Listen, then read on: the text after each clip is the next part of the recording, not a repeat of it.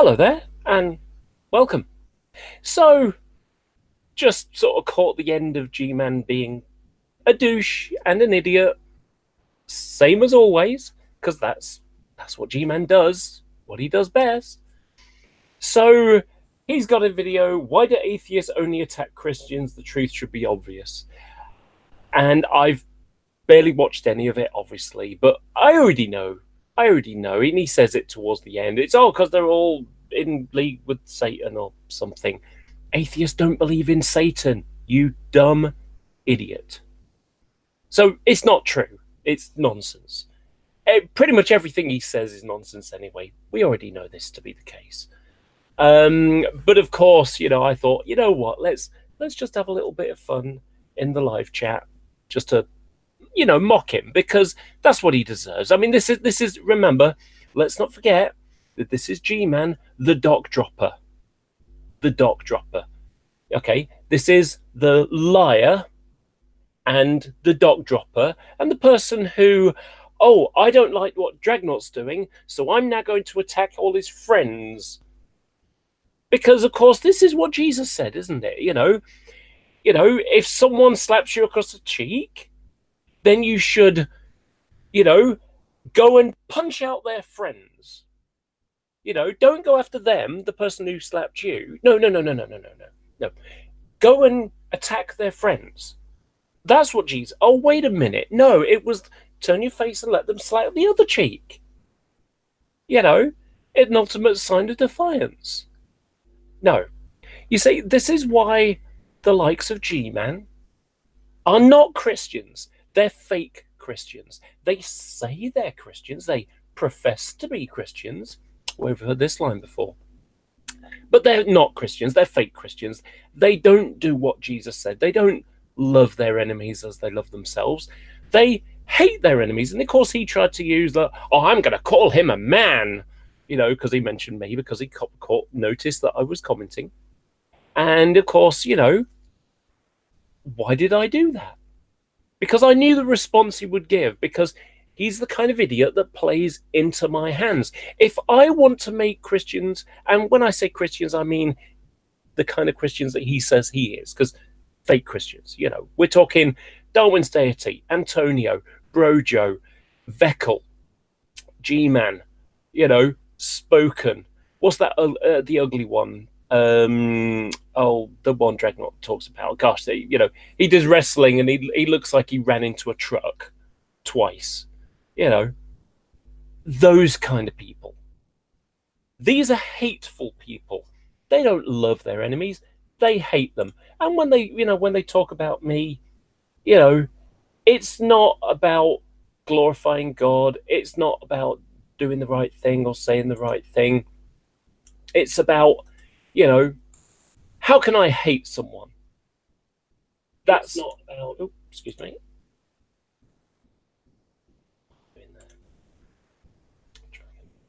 So it's not about glorifying God.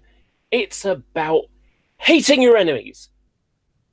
Thou shalt hate your enemies. Well, I've read the Bible, read it 5 times. I don't remember that part. And that's because it doesn't exist. So when he goes, when he starts attacking me for being transgendered and so, I'm not going to call you a woman, I'm going to call you a man, I'm going to call you Cliffjumper. Well, my name was never Cliffjumper. It was never Cliff. That was never my biological name. So calling me Cliff or calling me Cliffjumper, it's like, how can you insult me by calling a name that was never my real name in the first place? That's funny. That's funny to me. But again, it's the old story of hate your enemies. Hate your enemies because they, you don't like them. They don't believe in your God. So therefore you need to hate them, because that's what Jesus commanded, isn't it?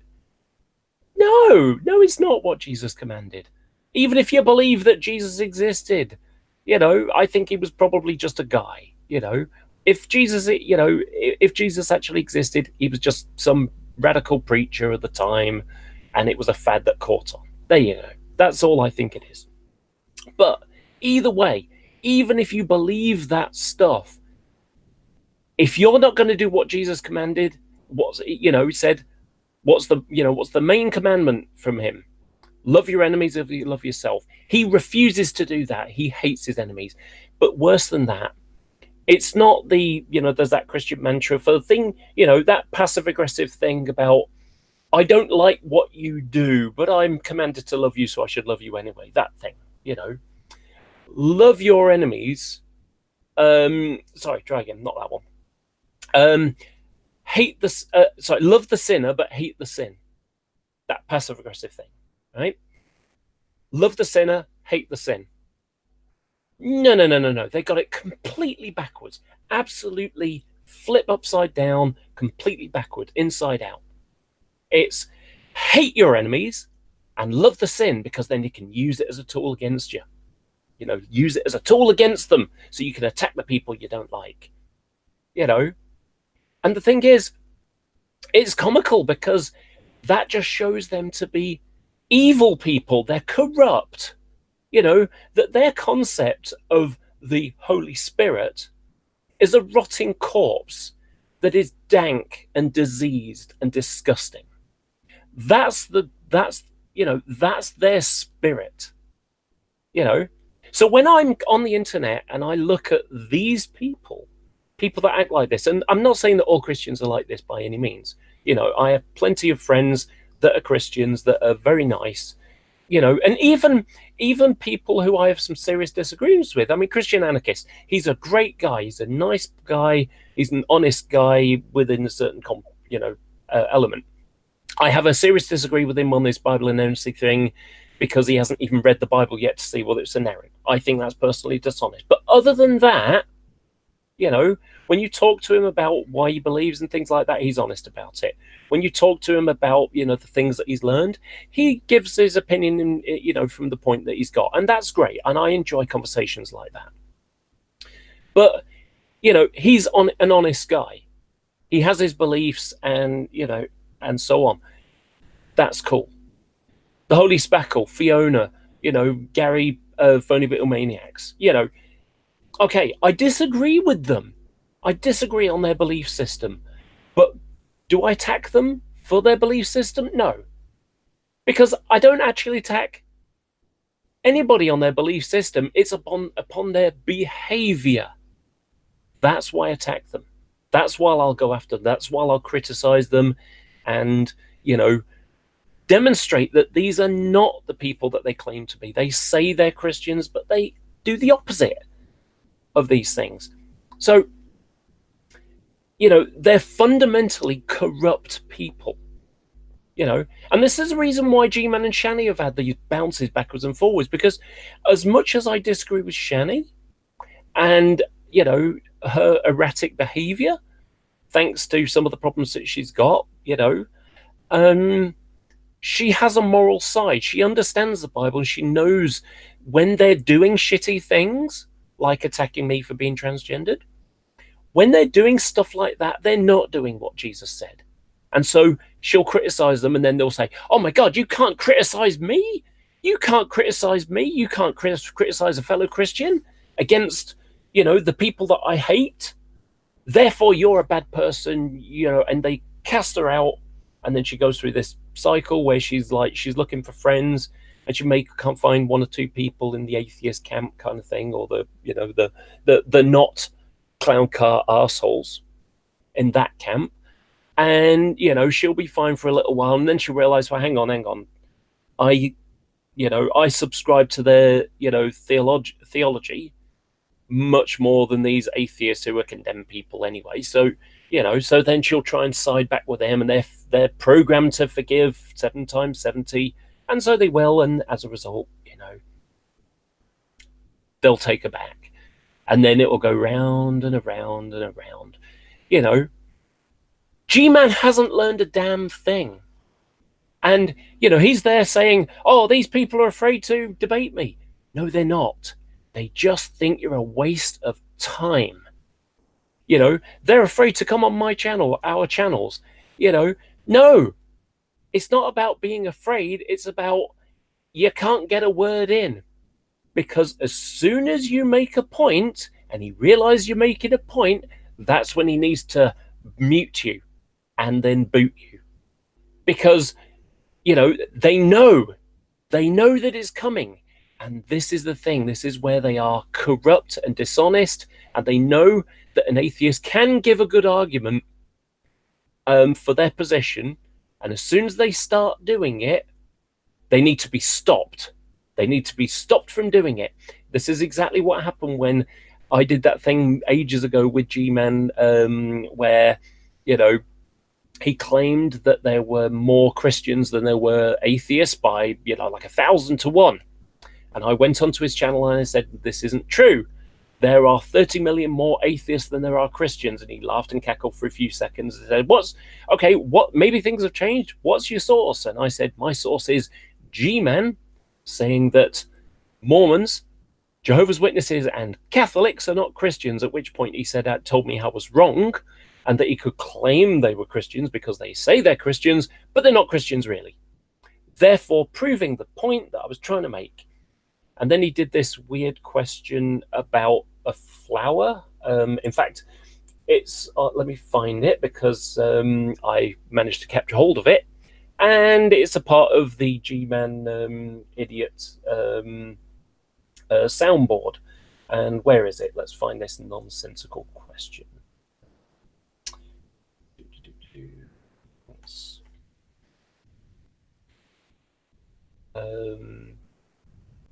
Let me ask you a question. That's not one. Here it comes. Okay. Now, does this make sense to anybody? Explain to me how you being an intelligent person, you can't make something that is unintelligently, but something that was made unintelligent. That's an argument from intelligent design. What? Let's try that again. Explain to me how you being an intelligent person, you can't make something that is unintelligently, but something that was made unintelligent. That's an argument from intelligent design. No, it's not. It's someone who doesn't understand what anything means. What he was trying to say is, can you create a flower? You're an intelligent person. Can you make a flower? And, that's not an argument for intelligent design at all. It was a stupid, nonsensical argument. And when he asked the question, I said, that makes no sense. And he's like, right. And, of course, he didn't hear me say, no. I don't understand what you just asked me, because the question made no sense whatsoever. And then, I tried talking and he talked over me, and I tried talking and he talked over me. And then, when I tried over talking him, he then muted me and then booted me. And then he claimed that I ran. Seriously, he claimed that I ran when he booted me out.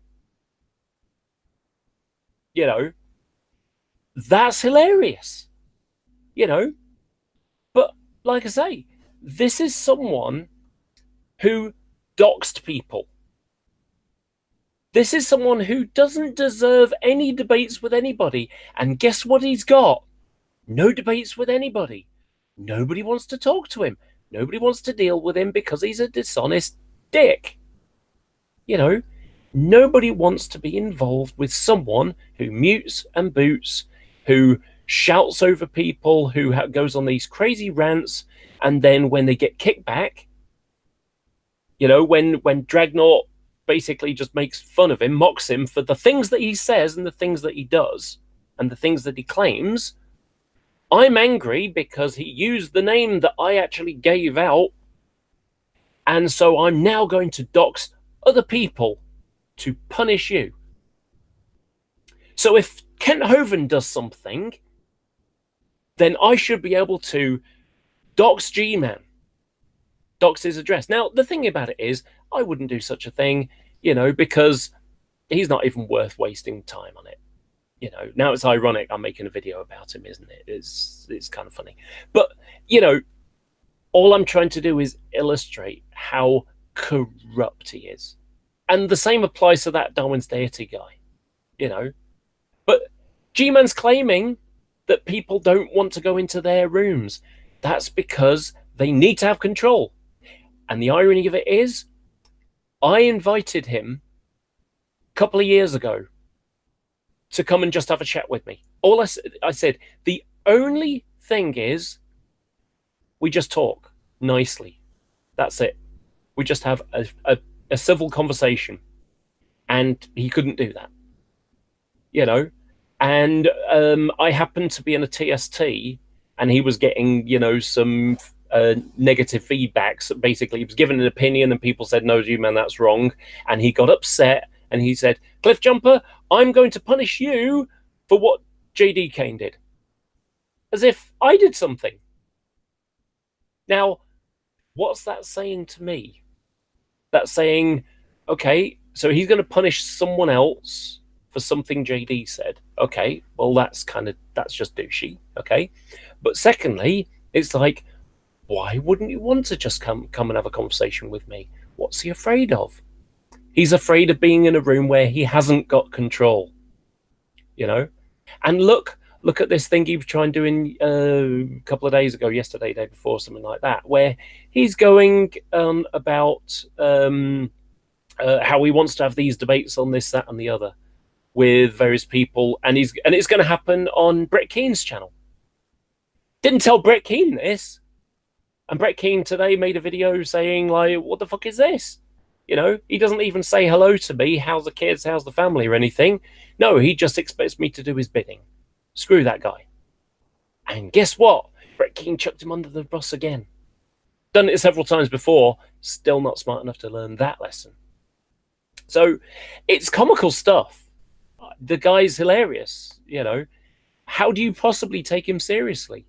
I don't take him seriously. He is a waste of time. And when he goes on saying Aaron Ra and Matt Dillahunty, this is exactly the same stuff that Jason Burns was doing years ago when I first joined.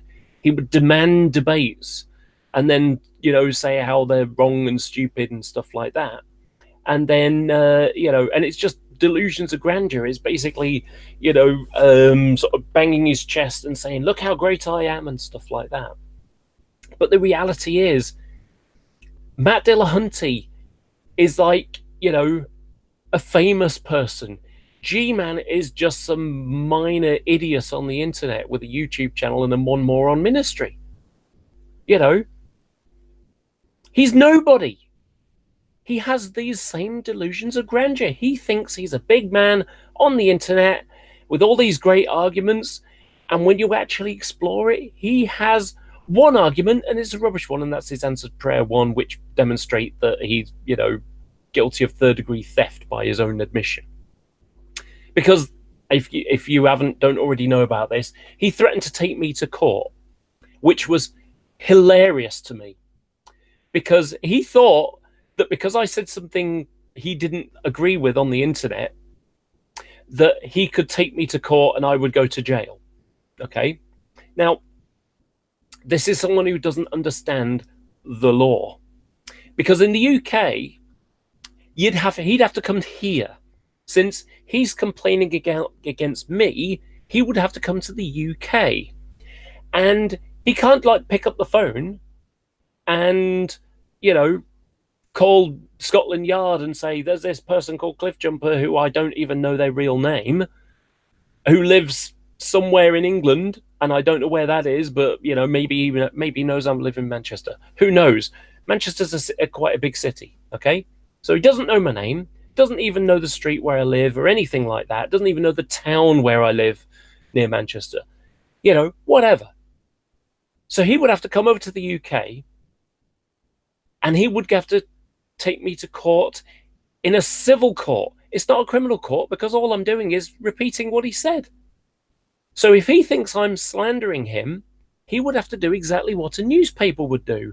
So imagine I'm a famous movie star or something like that, and some tabloid newspaper lie about me, slander me, I can take them to court and say, that's not true, you need to prove it's true, demonstrate your case, and if they don't do it, and I can claim that what I'm saying is true, that this didn't happen or whatever, then next thing you know, they've got to pay the court fees and they've got to pay me damages. Now, in this case, GMan suffered no damages, so there's nothing to answer to there. I've got no money anyway, so it's not like he can take me for my home or anything. There's nothing. I mean, I live in a rented place. I've got some model trains. That's about the most thing I've got that's worth anything. But the hilarious element to it is that it would cost him, $300 to $500 to get on a plane to come to London, to have to take me to the High Court. He would have to hire a barrister. So not just a lawyer, but a barrister, okay? So it would cost him about $10,000 to take me to court for his day in court, okay? And he would say, this Cliffjumper, is said mean, bad things, wrong things, lies on the internet. And I would turn up with 2 videos, and I would play my 2 videos, and my 2 videos would have been, Your Honor, here is GMan making this claim on the internet. And here is another video of me explaining on TST the claim that GMan made on the internet. And that's it. That's all I would have to do, because all I've done is repeat what he's done. And then also show New Jersey state law, which says that if you find property of over $3,000 and less than $75,000, I think the number was, it's been a while since I looked at it, then that counts as third-degree theft. Okay? Now, unfortunately, GMan in his head goes, theft, that's stealing, and I didn't steal anything because, and he would be right, because he doesn't understand the differences between the 3 degrees of theft here. There are 3 degrees. So, when you hear like guilty of manslaughter or murder in the 1st degree, in the 2nd degree, and 3rd degree kind of thing, 1st degree theft would be, GMan takes a crowbar and goes to rob someone's house in the middle of the night. Well, he didn't do that, obviously. Okay. Number 2 is, some guy GMan happens to offer him, a locked safe that someone, that he found. And GMan sort of looks at it and says, oh, I see something green. I think there might be some money in there. Yeah, go on, I'll give you $50 for it. So he comes into someone else's property. He buys it, or even just, yeah, I'll take it off your hands, So coming into a property of someone else's. So let's turn this into car analogy here, okay? So 1st degree theft of that, it'd be Grand Theft Auto, right? But, let's just say it's a car theft, right? A car. So what happens is, 1st degree, GMan goes and, breaks the window, gets in the car, hotwires it, drives away, steals it. Okay? That's 1st degree theft. 2nd degree theft would be he, yeah, I went and pinched this car from down the street. Do you want it? Yeah. And he then takes it and drives away with it. That would be 2nd degree theft. And then there's 3rd degree theft. I found this car that was abandoned, but I didn't report it. I just kept it. Finders keepers, losers weepers, basically, is the argument. That would be 3rd degree theft. So in terms of the safe the safe thing, he finds a safe around the side of the house, or, because the story's changed, which suggests that the story isn't true at all, and this whole answer prayer argument is nothing but a massive ego boast. It didn't happen at all. Maybe it happened, maybe it didn't happen. But if he says that this happened, so the first version that we heard, which was the video that he made, he said that his sister was getting kicked out. He needed some money. He couldn't get some money off family or the church or whatever. And so he prayed to God, and he went around the house a day or 2 later, and he found, around the side of the house, a CD player, some CDs, and a locked safe. There's a copy of this also on the Fundamentally Flawed podcast, because although Alex Botton got rid of them, they're still available to listen to. There's, if you type in Fundamentally Flawed podcast. You should be able to find it in Google, and you just listen to them like an MP3 kind of thing. So he says, so he goes through this story when he find it round the side of the house. Then when people kind of challenged him on and said, wait a second, that's theft, because you can't just keep someone else's property, he then switches it to, oh, well, there was a fire and, it was just a load of stuff that was like just thrown out. It's the garbage that was thrown out. And it's like, well, wait a second. If someone's had their stuff thrown out of this, fire damaged house, then that's still their property. I mean, you find out who the landlord is, you find out who the resident was, and you say, look, I've gone and found, I found this box that was thrown out and it's got some money in it. So, it was the garbage that was thrown out. This is obviously your money, So you hand it over to them, and they, if they're nice, they'll give you a bit of money, back. I mean, even if they give you 10%, that's $300. That could be enough for the deposit that you needed for the home that you wanted to rent. So maybe that would have been God answering him. But no. So that was that version. And then there was another version when it was someone who got evicted. These are just worthless people. They wouldn't pay their rent, and so I just stole their property. I took their property and kept it for myself. Finders, keepers, losers, weepers. Third degree theft. Same thing. And then when challenged on it further, it's like, oh, I found it on the side of this, on the sidewalk, and it was just a load of garbage. Well, the story has changed now. But here's the thing. GMans, thank you, Sabella. Yes, there's the link down there. So, here's the funny thing. Let's imagine that this is just a made-up story, okay? All GMan has to say is, look, it was an analogy to explain answered prayer. Oops. So that's a Freudian slip if ever I heard one. So it could be a not true story. Well, of course, his ego is attached to this. This is like the definition of atheism for Steve McRae. His ego is so attached to this one thing that he just can't let it go. So in this, in this scenario for G-Man, let's say it actually happened. So what's the worst thing here? G-Man is guilty of being an idiot. That's it. He didn't know. He didn't understand about what third degree theft was.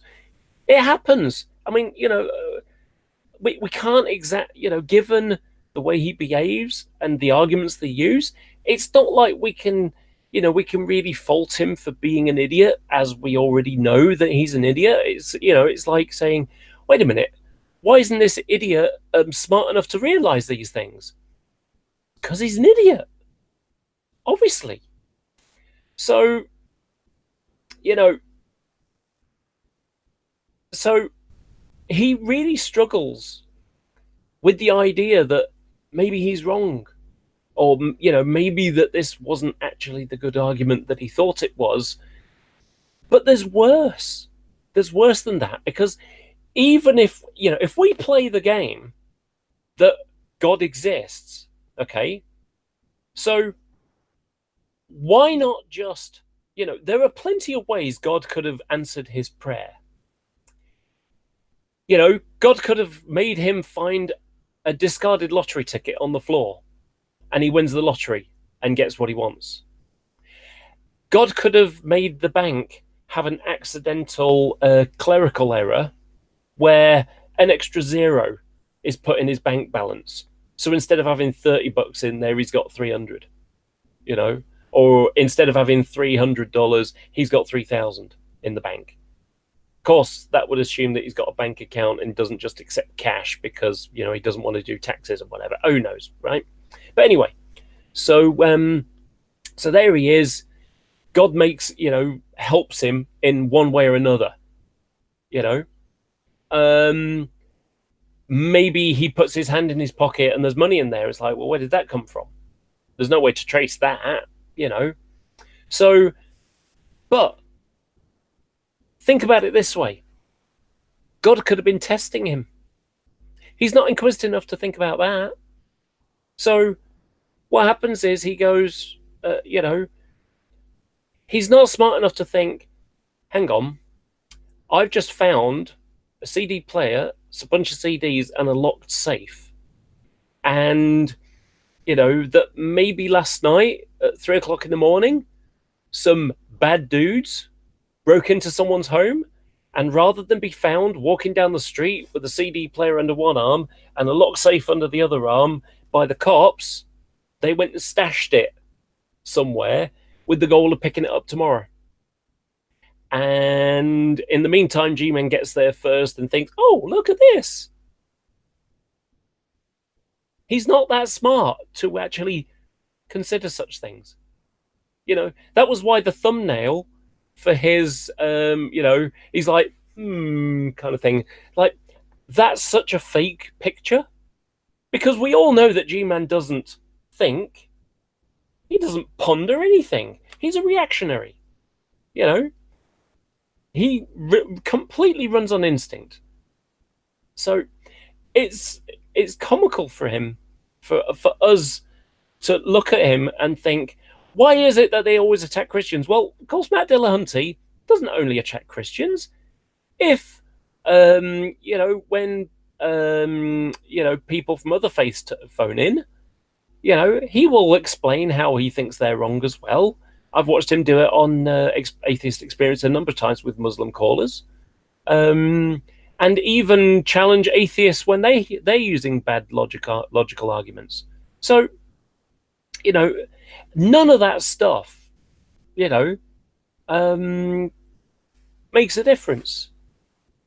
People don't want to debate G-Man because A, he's an idiot. 2, he has no self-control. 3, he tries to assert control by muting and booting. I mean, why would you even waste your time with that? And that's not even when you consider that his gut reaction makes him fly off the handle and then start doxing people and making physical threats of violence. I forgot how many it was now. It was something like 137 attacks, 10 doxing incidents, and 15 threats of violence.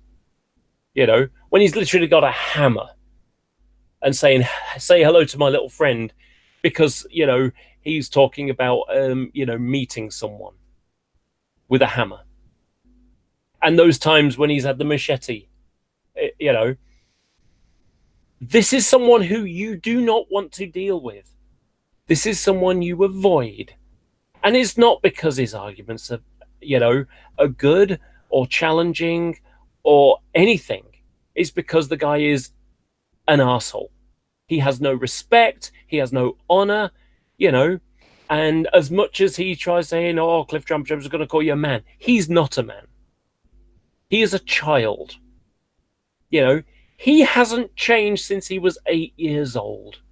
He hasn't changed. The only thing he's got is older. His arguments haven't got better.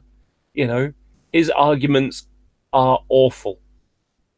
And so all that stuff, it's just nonsense. He's a waste of time. And of course, everybody knows it except for G-Man.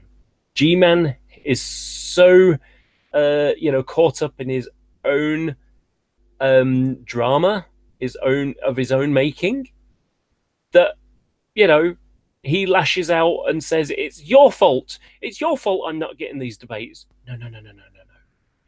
It's G-Man's fault that he's not getting these debates, because everybody can see exactly who he is. Everyone can see exactly how he acts, how he behaves, how his arguments are, and no, it's not a lot of fun debating with a loudmouth idiot who doesn't know anything. I mean, I've heard him do that thing where, he's listed all these great arguments against, against atheism. There's answered prayer, there's the Kalam cosmological argument, because Matt Bell used it. But I bet if you asked him, what's the Kalam cosmological argument? He would have no clue at all. Because he's an idiot. Someone told him that it's a good argument. And so, because, someone who doesn't like atheists used it, therefore it's good.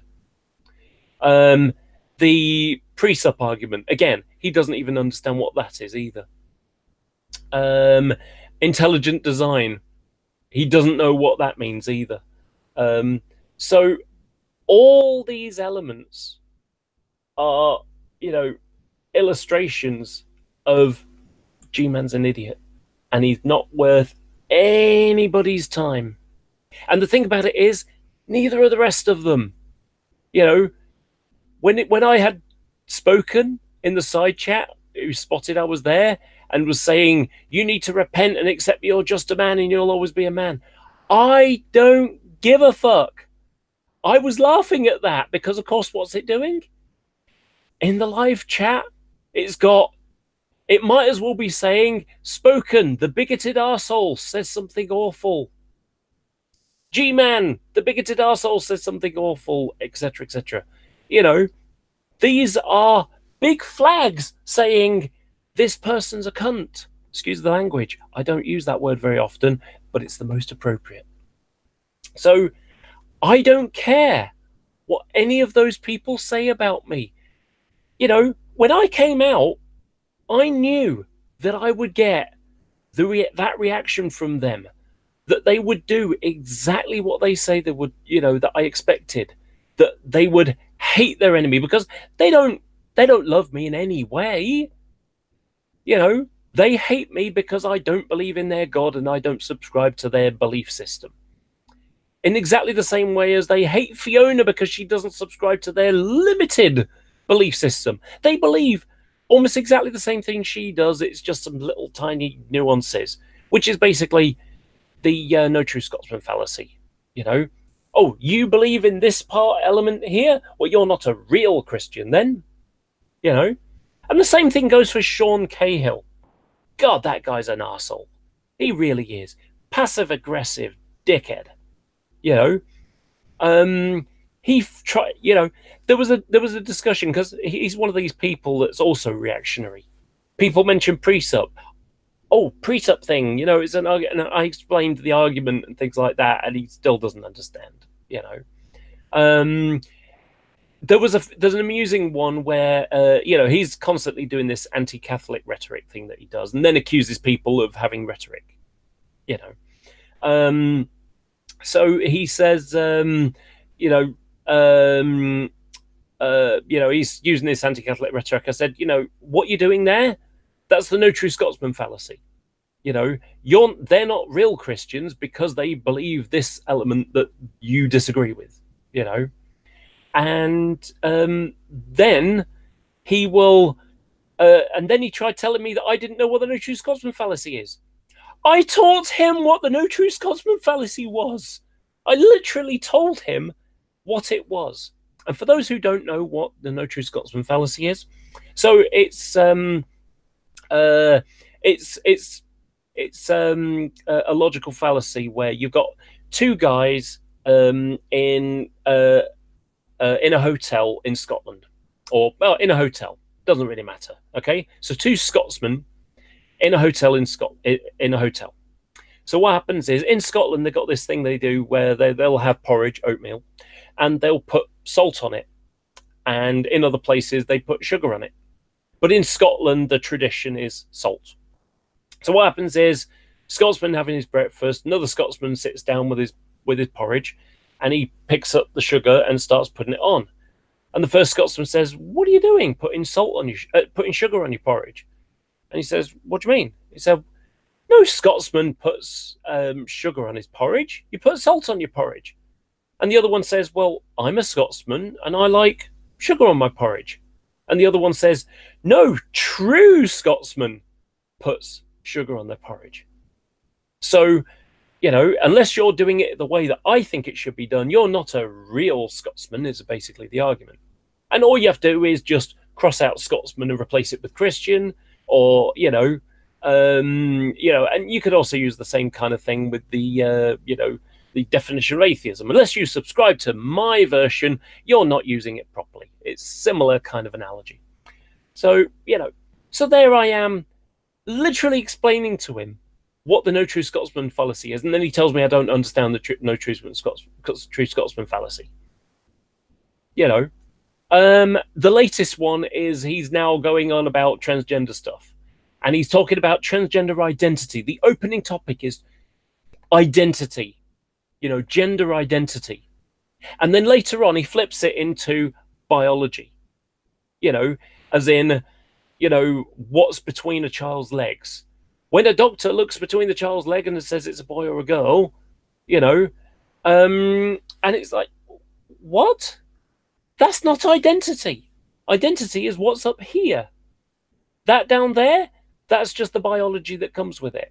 Okay? And for some people, such as me, there's a dysmorphia, a gender dysphoria between what's going on in the brain and what's going on the body, where their brain doesn't match what their body says. And I've lived with that all my life. I just hid it well. That was the thing. I was effective in hiding it. But I've come out and I'm happy, and this is how I've wanted to be forever, for as long as I can remember, really. So, but I don't care if they accept it. I really don't care. And this annoys them. They're trying to get me angry, but instead I laugh at them because it just shows how evil and corrupt they are, even from their own belief system. It doesn't matter what I believe. From their own Bible, it demonstrates it. So, it's the kind of shit that these people do. And GMan is the ultimate shit. Well, with the exception of maybe Darwin's deity, but that's only because he doesn't have any arguments at all. He's just trying to make himself feel better because he's a social vampire. The only way he can feel better about himself is to try and demean other people. And GMan has the same kind of thing, but he has it into a really, really horrible degree. But then again, I don't know, they're kind of birds of a feather, really, or arseholes of a feather. Let me just grab a drink because I'm a bit dry.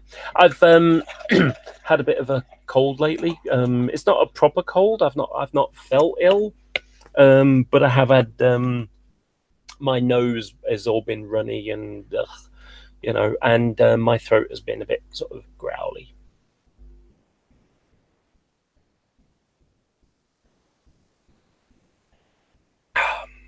I love leaving lipstick on a glass. Very girly thing to do. So, yeah, there you go, Sabella. There you go. Being mean is when you harass a dead woman and malign her character days after her death, because of course that's what G-Man did. Of course, Jade's going to hell because, and why? Why did he do that? Because people who he hates, and the word is correct, people who he hates, he thought, I know what'll upset them. I will use the memory of their dead friend to attack them. I mean, just think about how evil and corrupt, even from the Bible's point of view. Hate your enemies. Hate your enemies is the mantra of the clown car posse. It is, isn't it? I'm pretty sure everybody would agree with that. So when I see Spoken trying to personally attack me by saying you're a man, well, biologically, yeah, that's true. Up in my brain, it's not true. But that's up for me to decide. It's not up to him to decide. And I don't give a shit what his God thinks, because as far as I'm concerned, his God doesn't exist.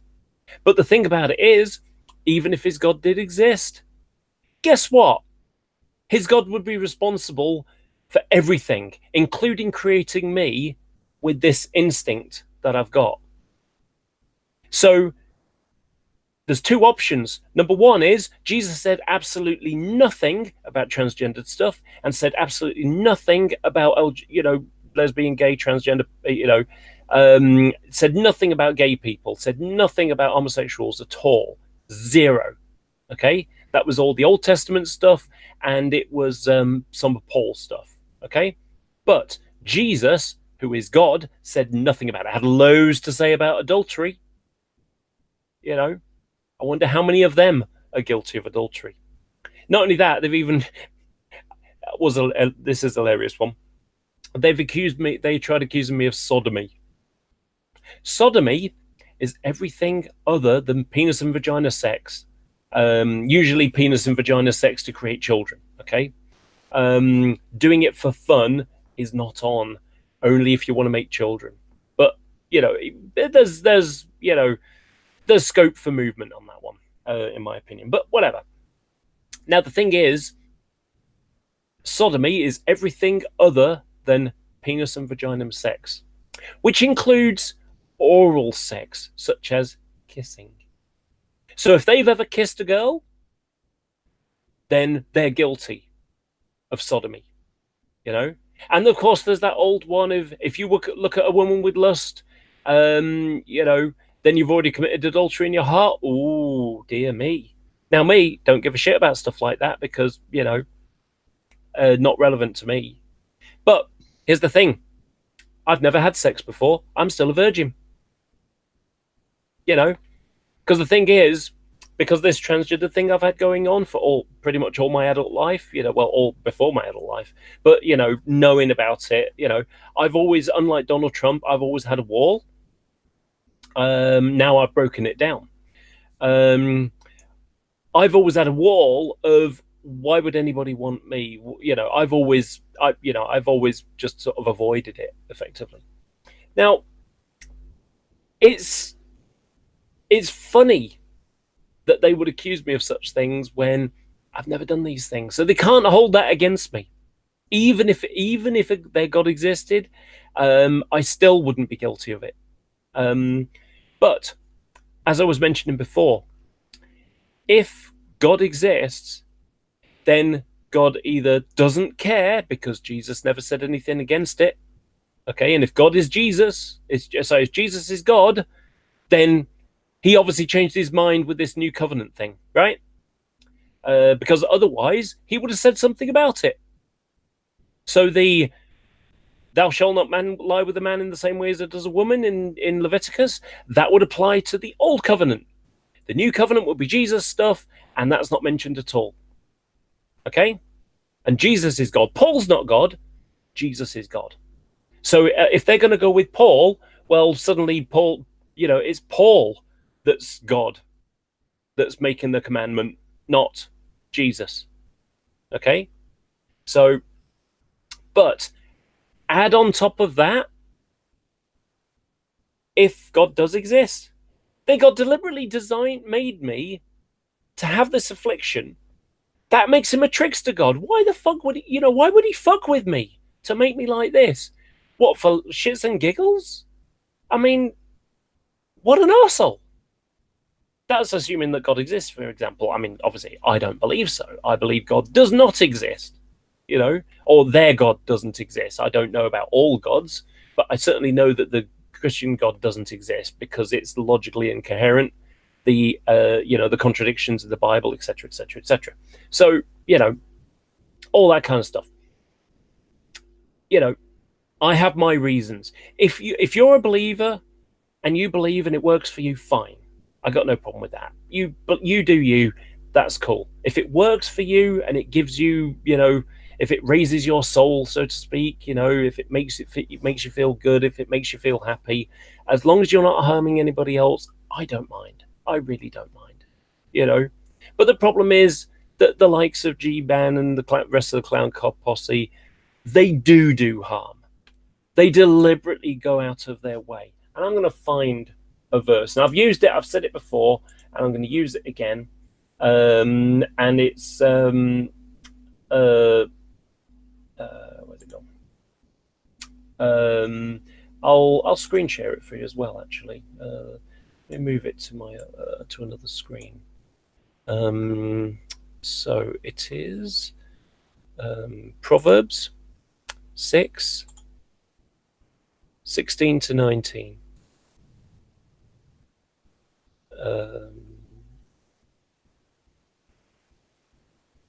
Okay, so let me do my screen share.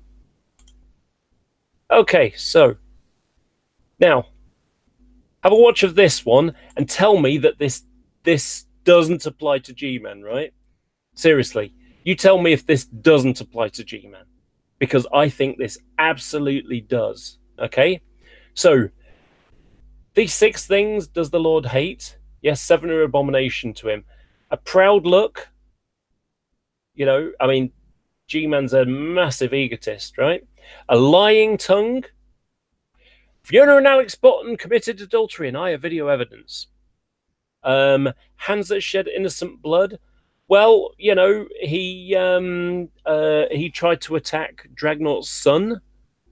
To attack Dragnaut? I don't know. Innocent blood. People who are uninvolved in the community, he'll use them to attack people. So maybe a heart that devises wicked imaginations. That's G-Man all over. How can I figure out a way to attack people today?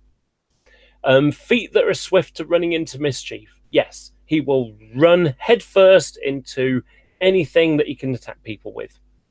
A false witness that speaks lies. There you go. Lies about people all the damn time. And he that sows discord amongst brethren. So going after G-Man, anybody who disagrees with me. I mean, you remember that one about, it's not adultery if your wife gives you permission. And then when Bob the Wingnut and Matthew 4:19 say, no, that's not it at all, he says, oh, you're wrong, you're not real Christians, and so on. And so he attacks them for 2 weeks before eventually he Veckel goes to him and says, dude, you're wrong there. And eventually he takes it back and says, okay, I was wrong. But he doesn't apologize. He never apologized. And the funny thing is, he has mentioned, he's dropped the names of Bible Wingnut and Matthew 4:19 a number of times and seems to be blissfully unaware that they cast him out. They dumped his ass years ago. Seriously, they said, after that, screw that guy. Not interested in that guy anymore. And of course, the only time they ever mention him if you want to, play silly games, you go and hang around with G-Man because he's an idiot. We're serious Christians here, Now, I disagree with them as well. They're Calvinists. Calvinists are some of the worst, that group of Calvinists anyway, are some of the worst people I've come across as well, because they also have that proud look and they have this kind of aristocratic Christianity. Only some people are pre-chosen aristocratic, they have a birthright, So, certain people are pre-chosen, and of course they think they're the pre-chosen. So they're pre-chosen, to go to heaven. That,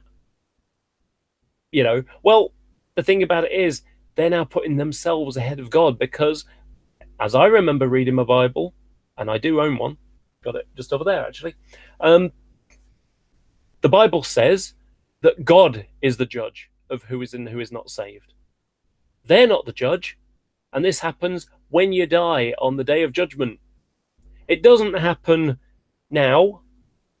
Now, as much as they make, if you really press them on it, they'll say, well, yeah, God is judge, and, we'll find out when we get there.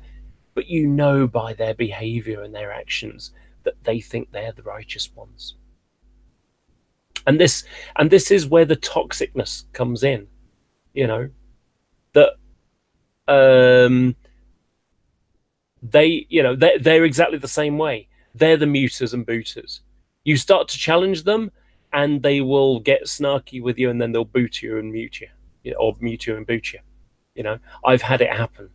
And every single time I have been booted from a Fundy Christians hangout, I laugh my head off.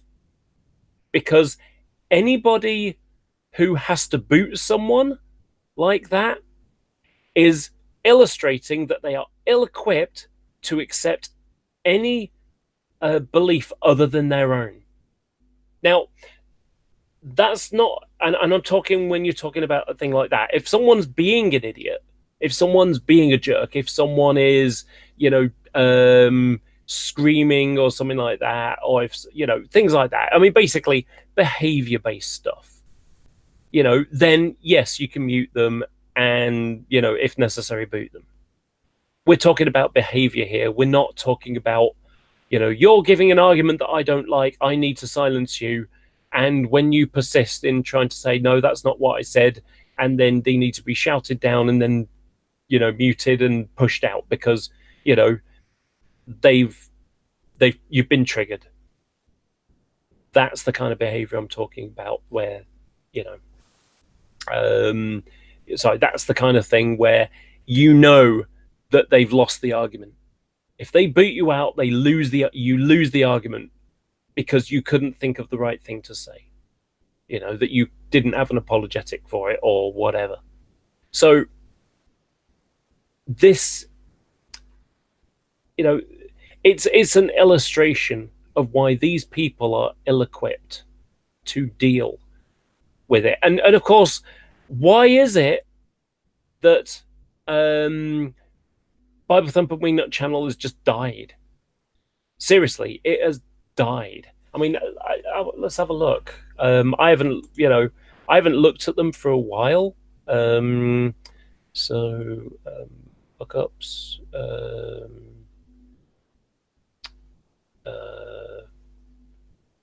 Bible Thumper Wingnut.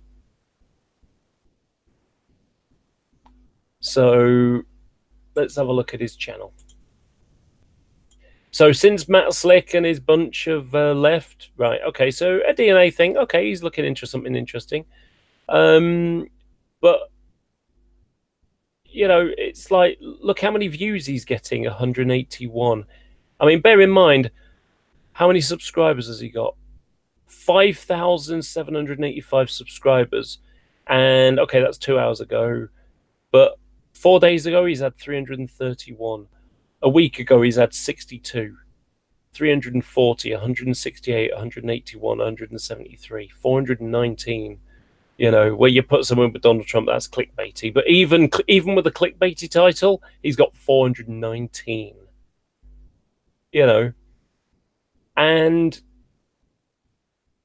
what is it? I mean, it's actually interesting that they must have stopped doing the they used to do a review. Matthew 4:19 and him Bob Thumping used to do a review of the Atheist. There we go, Atheist Experience again. And once Matt Slick left, all they had was he'd make the occasional video, and then about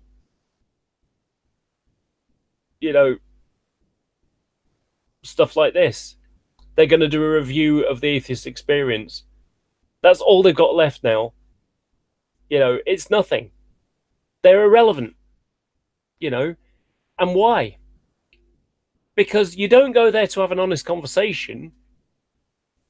It's, they have to control it. Incredibly controlled. The last time I went there was a room full of people with one room left for one atheist or one person who disagrees with them or whatever. Okay? And nobody else said anything. It was just like 2 or 3 people. Matt Slick, Bible Thumper Wingnut, and Rappaport. That was it. Everybody else kept silent and said nothing.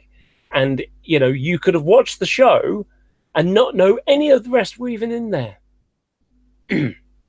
Because it would just be the 3 of them talking backwards and forwards with Matt Slick holding fort, being the kingpin there. Now, there was a group that they had called the Council of Google Plus for a while. They've changed it to something else since. And I used to be a member of that group. I only joined it because they were using some pictures from from Games Workshop, and I know the Games Workshop stuff, and they're a very litigious company. And I said, look, guys, you might want to get rid of those things because they're copyrighted logos. And they're like, oh, it doesn't really matter. I said, actually, it really does matter. You don't want to lose your YouTube channel for copyright stuff.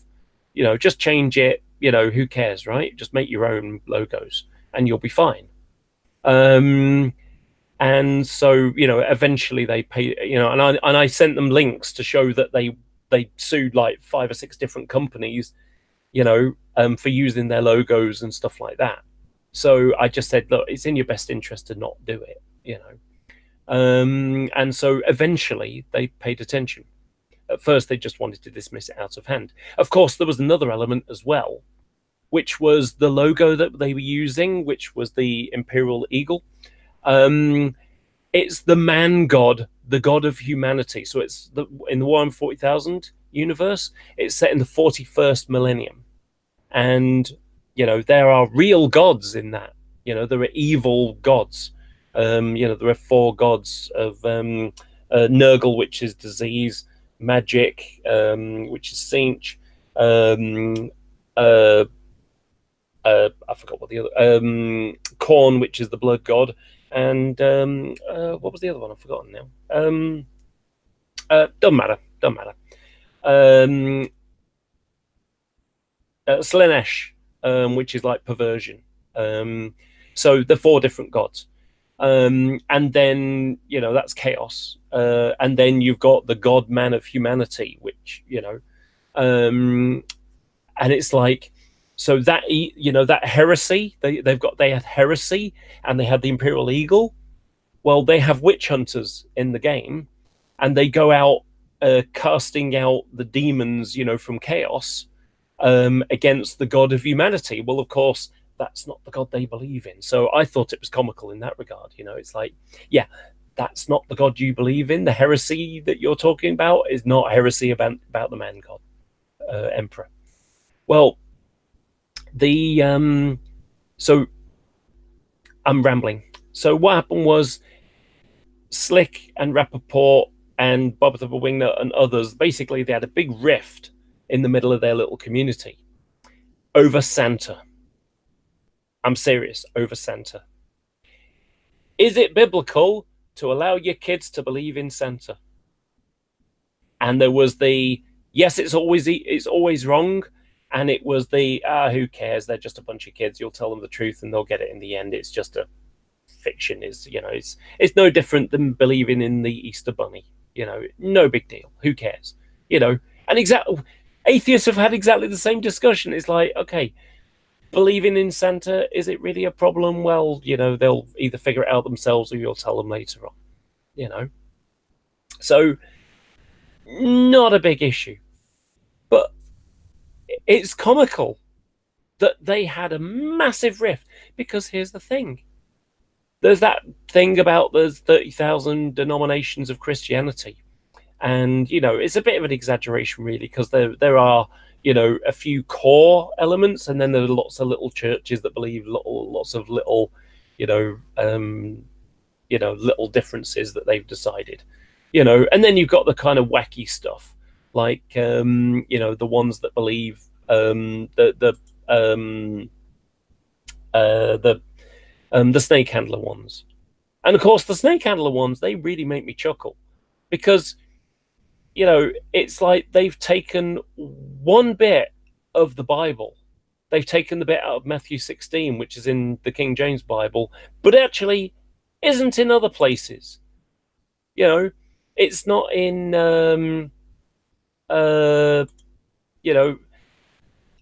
if anybody knows history about the Bible, the oldest Bible we've got access to is the Codex Sinaiticus, which was found in at the bottom of Mount Sinai, St. Catherine's Monastery, and a German guy in the 1800s found it, and it's got all of the New Testament and most of the Old Testament, and Mark finishes at verse 11, I think it is, something like that. It's basically the women leave and say nothing.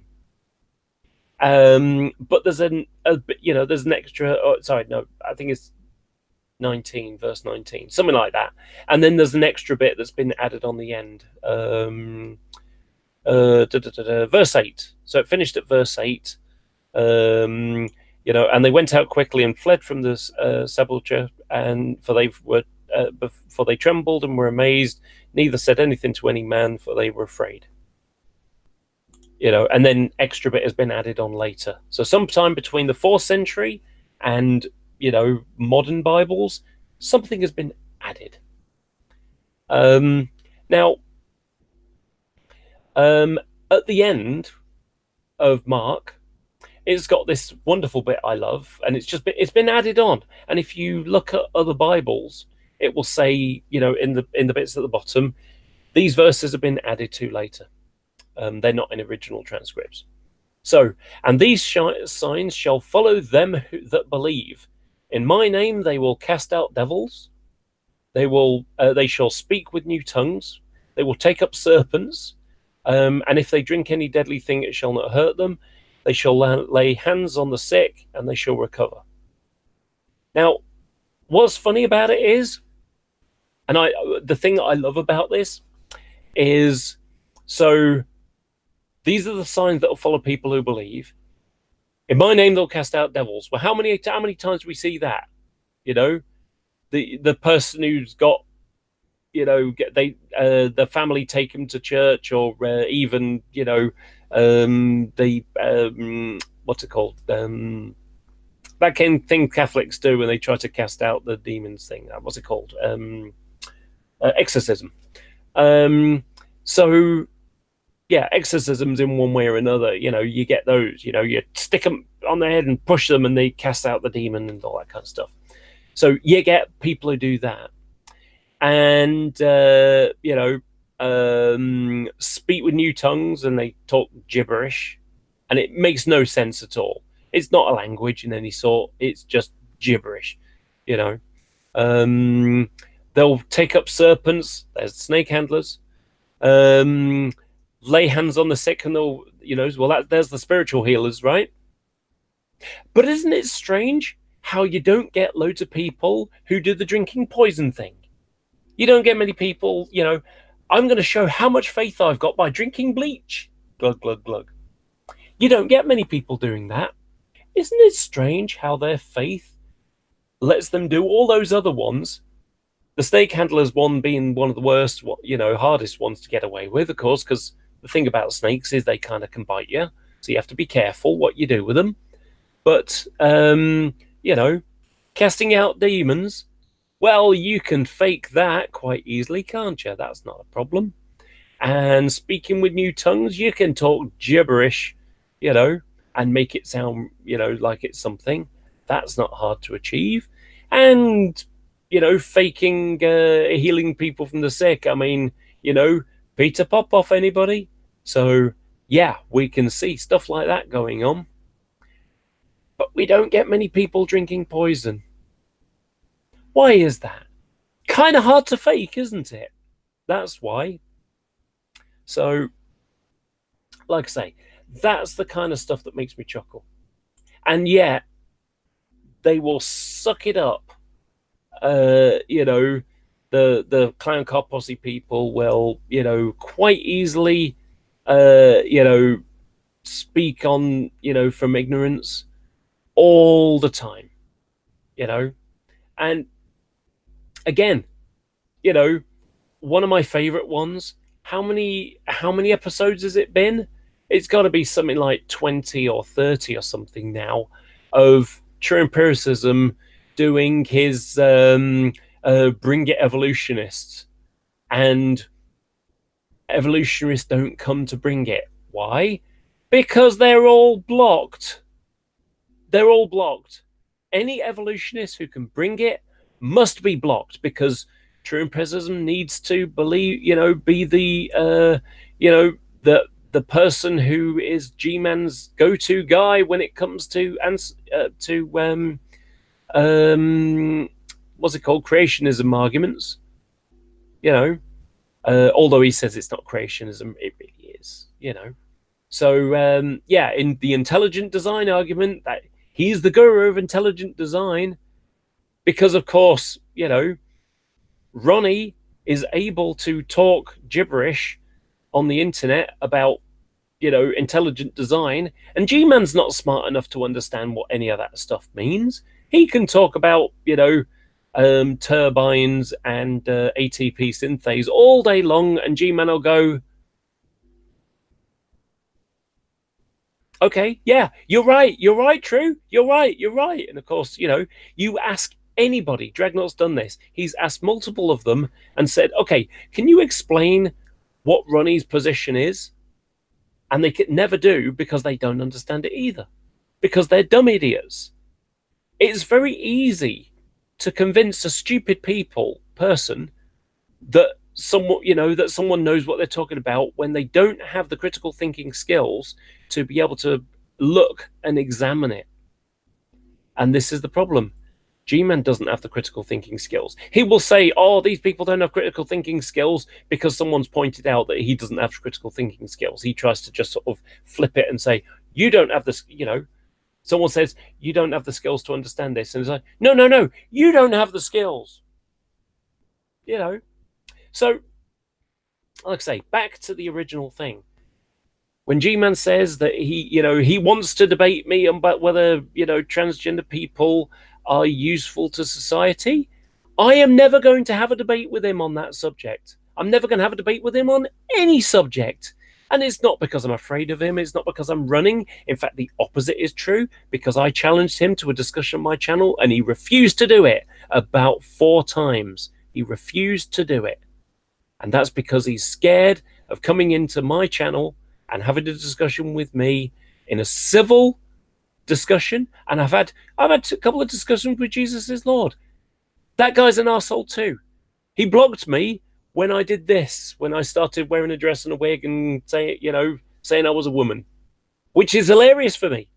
Absolutely hilarious for me. Because here's someone who won't talk to women, presumably because he doesn't like the idea of being mean to women and he wants to be mean to people on the internet. So any woman, he will block them so that he can't deal with them, so he can only attack men.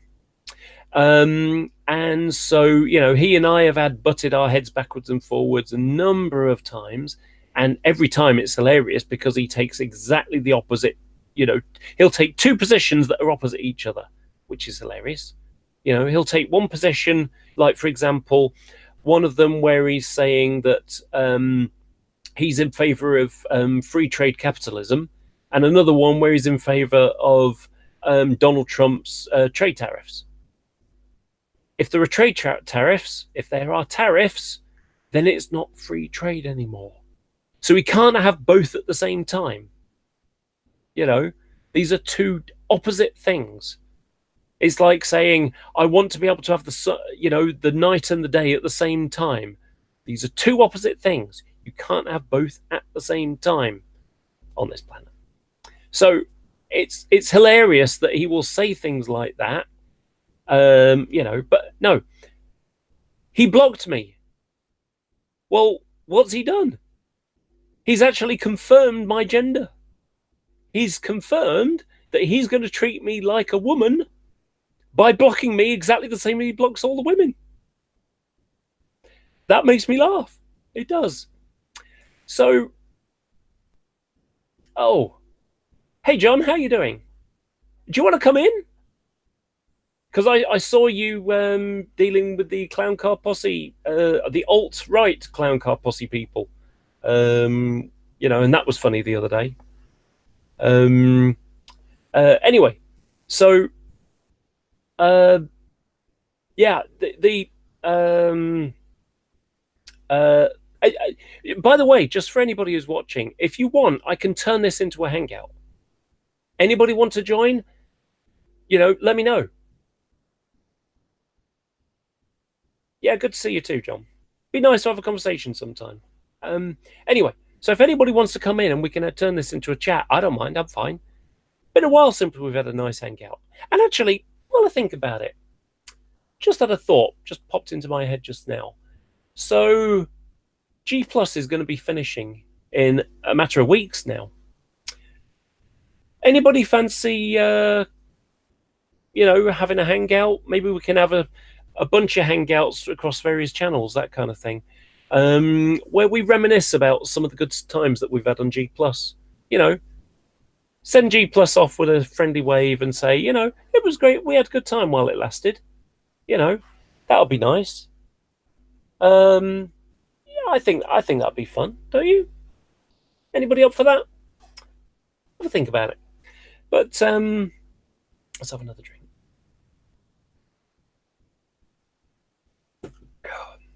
Yeah, my throat's a bit raspy at the moment. So where was I up to? I've lost track of my thoughts now.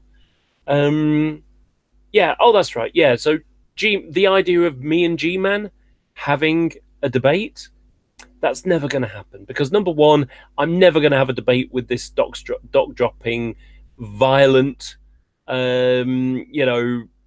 corrupt, evil individual. I'm not going to give him the light of day. And he ran from me a couple of years ago. Obviously, that told me that he wasn't interested in having a civil discussion, which is what I'm here for. I want to know what people think and why. Why is it you believe when I don't believe? And, we can have a nice conversation about that. I'm happy to have those kinds of conversations, because drama's just nonsense, but whatever. So, it's never going to happen. Never going to happen. And as far as I'm concerned, I would suggest nobody else have one with him either. If you subscribe to him, I suggest you stop subscribing to him and just create a bookmark. So if you want to look at his shit, you can just click on the bookmark. That's what I do. I've never subscribed to it. Well, actually, it's not true. I subscribed to him for all of about 3 days.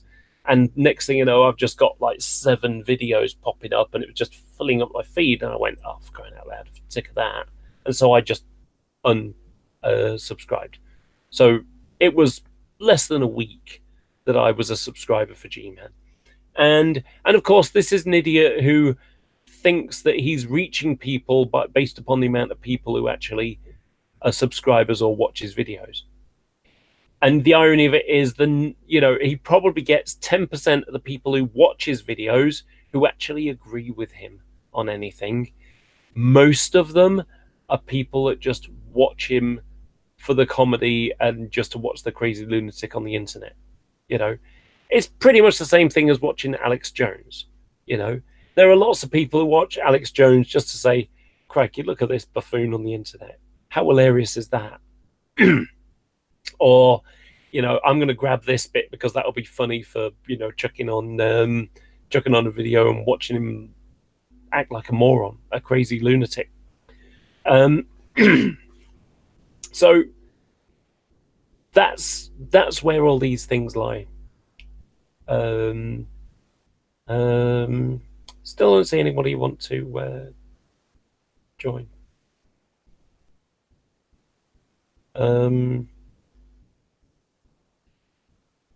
Yeah. And actually, it's a good point. Someone, Nicola, pointed out, no more sniping. That was one of the worst things that happened to this community. That as soon as sniping became a thing, it meant that people were afraid to just put the link out there, which is a real shame, because you used to just be able to start a video, stick the link out there, and people would just come and join.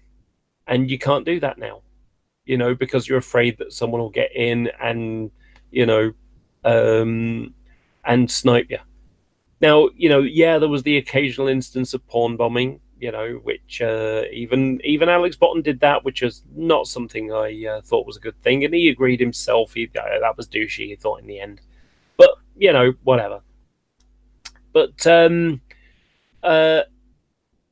as soon as the sniping thing was around, and of course, there's an example. Who was the first person we saw doing it? Brojo. Brojo was the first one. Where was his biblical, morality then? And of course, I had fun with him as well, because when I came out, him and Antonio and Veckel and so on, they were laughing about me all day. They were obsessed about me coming out all day on Monday. So I came out on Sunday night into Monday. They obsessed about me all day. And on the Tuesday, I went into their Discord, and I told them that they're wasting their time trying to upset me or go after me or something, because I don't care, and I don't care about what they say. I don't. Yeah, sure. I don't know if I've got you connected to. Do you use Skype, Bruce?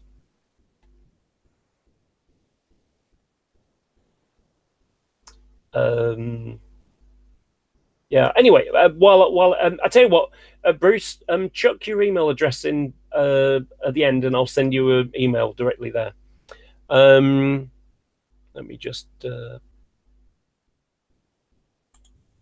me move that, and then start an email.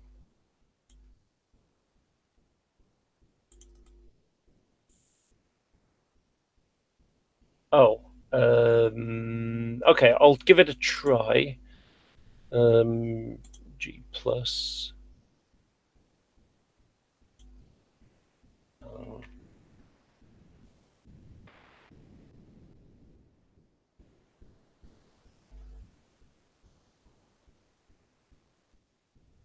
Oh, rather.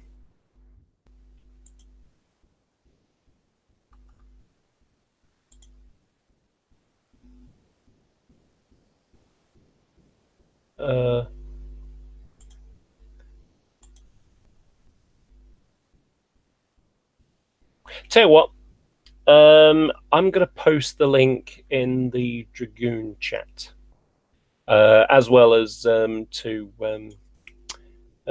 Bruce. Let me just do that again. Let's change that there.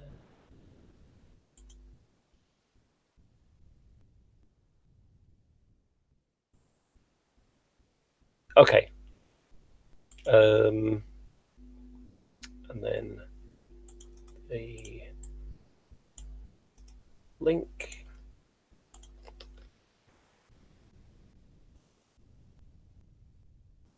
Okay, Bruce. Message has gone to you on G plus. So there you go.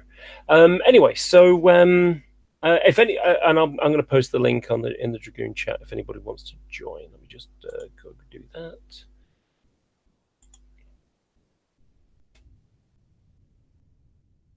Okay. Ooh, and I advanced to level 10. Everybody else hates that. So,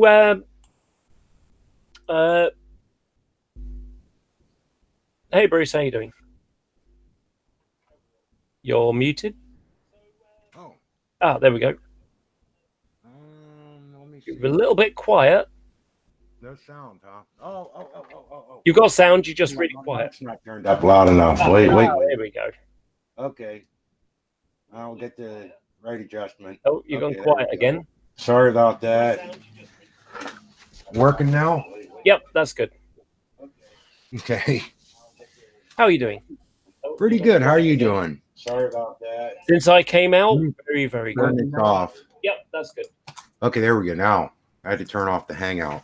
Yep. So since I came out as transgendered, very well.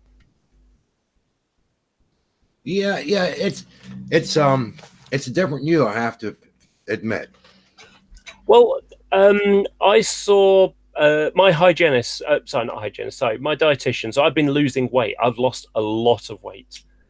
I went from 280 pounds. 200 what? Well, I'm 6'4", so Yeah. Well, yeah, I've been like, gosh, well, I was like that weight before, so, but I'm not quite 6'4". So I'm £239 now. So I've gone from 280 to 239. So let's say 240. So I've lost £40 since September. Good. Yeah. I'm probably about the same. Now, but I'm 6'4", so I'm probably I think I'm around 5'11" now because I lost some height with my back being bad. Back operation, different things, and being beat over the head by radical theists. That's make you shorter. Sorry. Talking about G-Man, it's kind of funny stuff and debating him. Now, I notice we have a decent amount of subs, but if you had like 100,000 subs, I bet he'd debate you. Well, of course, because he's all about self-promotion. He wants to be, Right. big and important. I don't care about such things. Even if he loses, I'm amazed that I've got 19 people watching right now. Yeah, even if he loses, he'll debate you just to get the attention. I think, in my opinion, he it's been real interesting to watch, and I feel bad, for what he went through. Well, with his job thing and deal with Shanny, but I don't feel sorry at all. I don't. Yeah. I have no, I really don't care. The thing about it is, there's a verse in the Bible: you reap what you sow. There's a lot of verses in the Bible that apply to G-Man, Yeah. And I mean, you just read through some, and it. Like I said, I mean, I feel bad for him. I don't like to see anybody suffer, but I mean, he has created a lot of his own trouble, and oh yeah. I mean, the thing I find hilarious is that I spoke to Look a Pig one time, and he told me that he's a theist. He's a Christian. Now, he may be a shitty Christian, but he says he's a Christian. Well, I don't claim to be a Christian, but I'm kind of shitty myself. But nevertheless, yeah, Look a Pig. He was in a hangout, I remember, and oh my gosh, one guy, like, we thought he died or something, and then something happened. I don't know. Holy heck. And Look a Pig came out, and I'm not sure what all happened. Gosh, I try to forget that stuff. But yeah, I don't know who did that exactly with G-Man, if it was him or somebody or what. Look a Pig. Look a Pig was saying Gary Ridgway. I heard him do it, though. He just didn't do it well, I didn't think. Although he could have been faking it. Hell, I don't know. The crazy stuff, But, the thing about it is, that whole losing his job thing, I mean, let's think about it rationally here, okay? Okay, I'll try. So, bring. Hello? You're an evil, awful person. Go away. Click burr.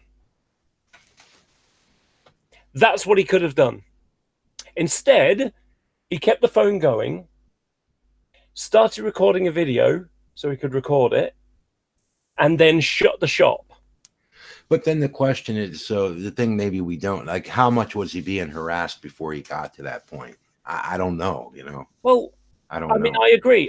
Look, I'm not suggesting... There's a lot of things that are kind of tough on that, Yeah, look, I'm not suggesting that, someone phoning up wasn't douchey thing to do, and I don't think they should do it. And loads of people said, was it done? How much did they do that. harass him? I'm just saying, I mean, Yep. I'm not saying it was a smart move. I could see where he started to maybe, if it was continuing, where he got pissed off and just said, well, I'm going to nail this bastard, Yeah.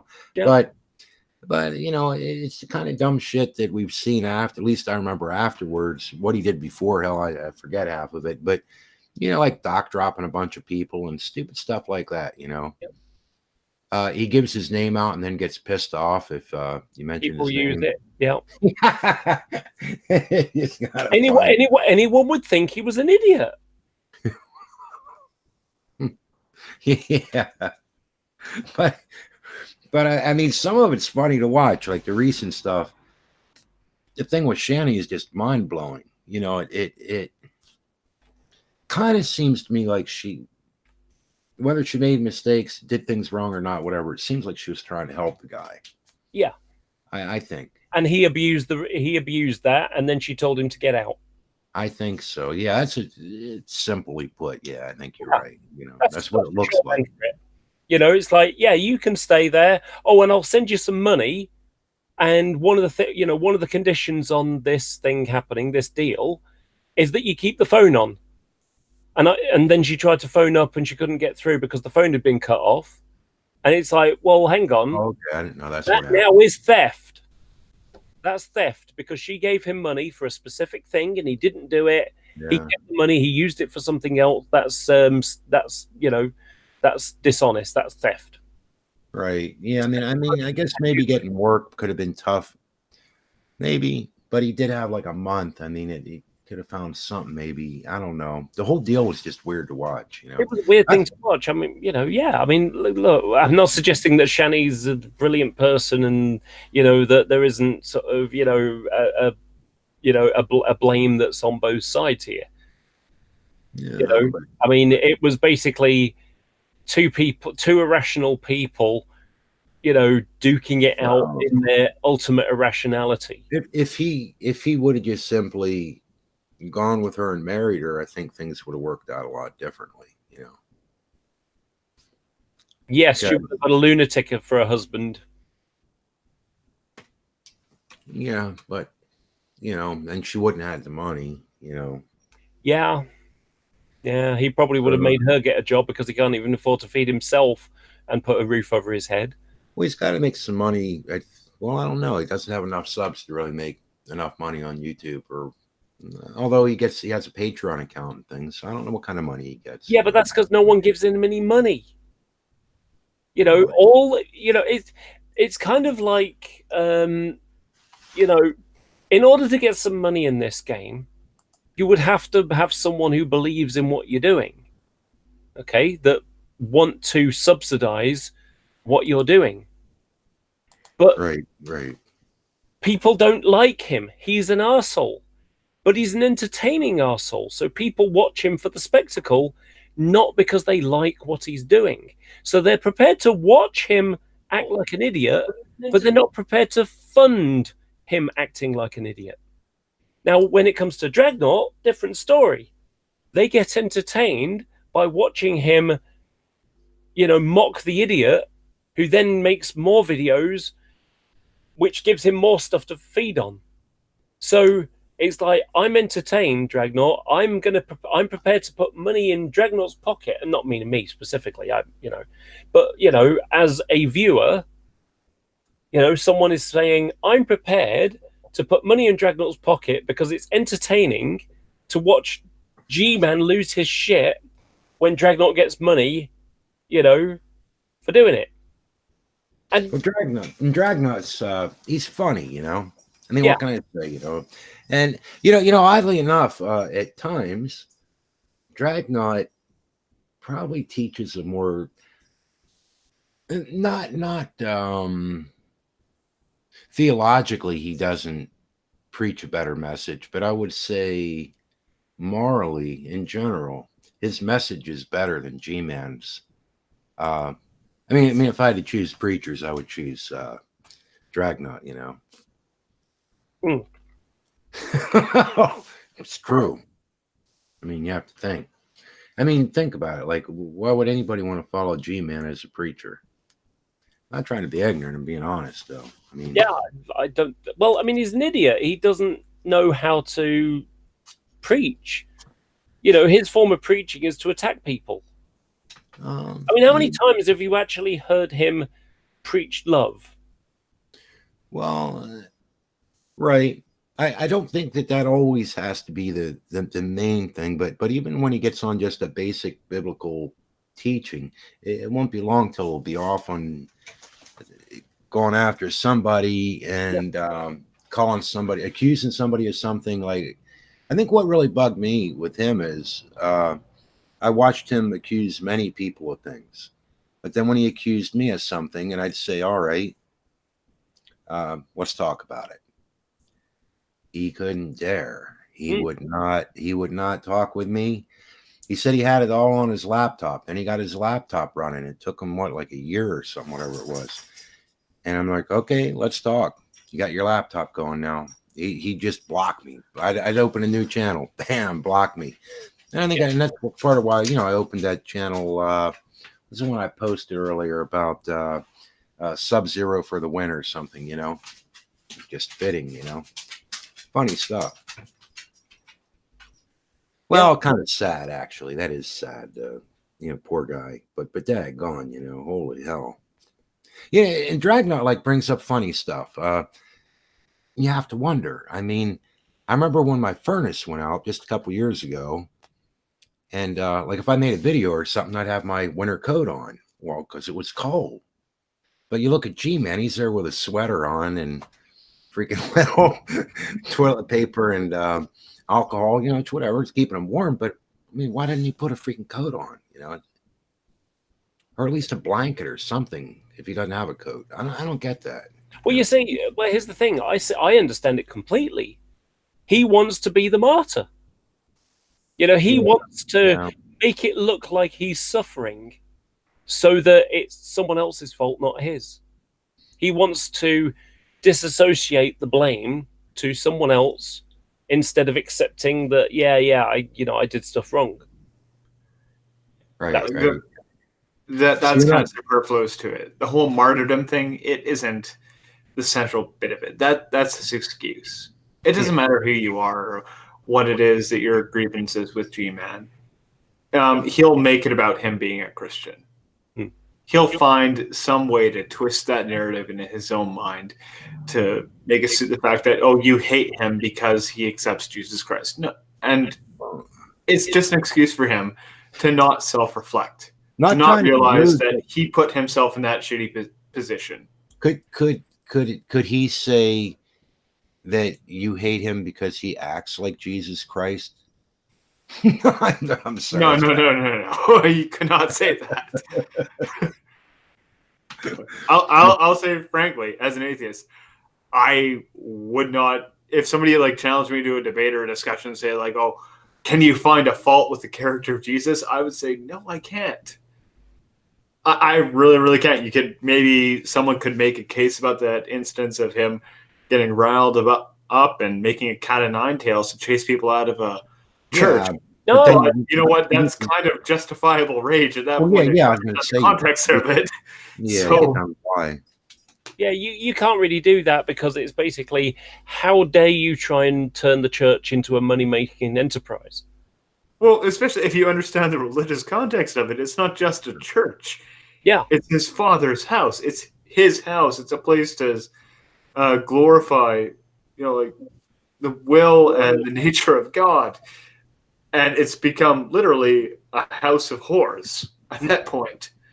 Yeah, there's a theory that some people have that, according to the story, relative to how you see it or not, whatever, they were just ripping people off more likely, that, selling them all kinds of sacrifices and different whatever, and just burning people or something. But that's the sanitized version. I don't know what. Well, you think there might have been worse, huh? There is theories and references in scripture to more lascivious actions taking place in the temple. Interesting. It could just be a simple reference women walking around without their heads covered or something like that. And that would indicate that, there were prostitutes walking about.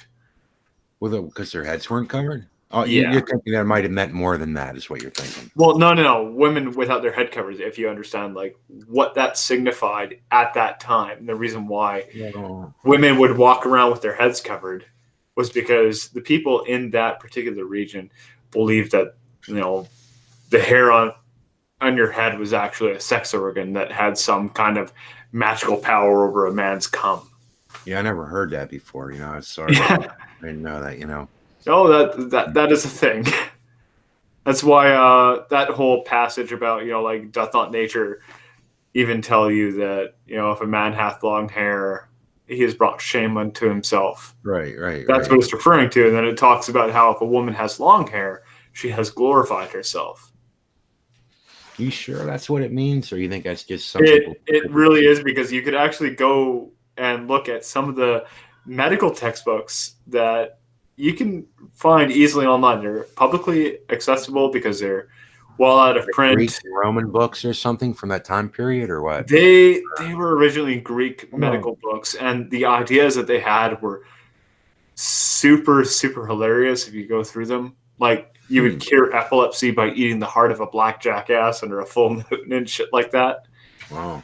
Yeah, but one of them was that having long hair. I saw that in Game of Thrones. That's what they did in Game of Thrones. That's why Danny had to eat the heart. Okay, never mind. Good call.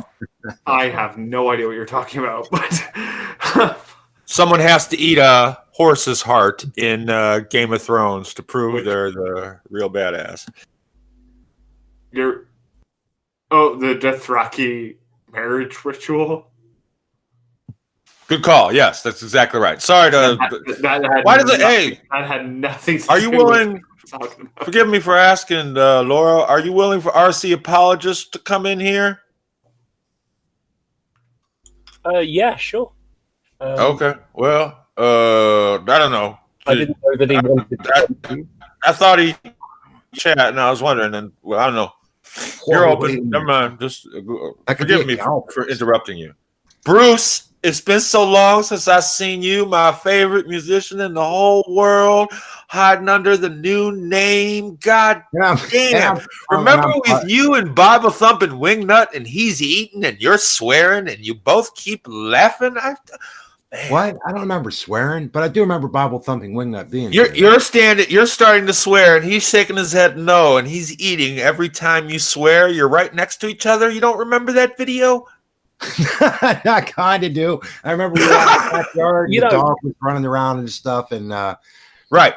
Yeah. I don't know. He's a nice guy, you know. Yeah, I like meeting him.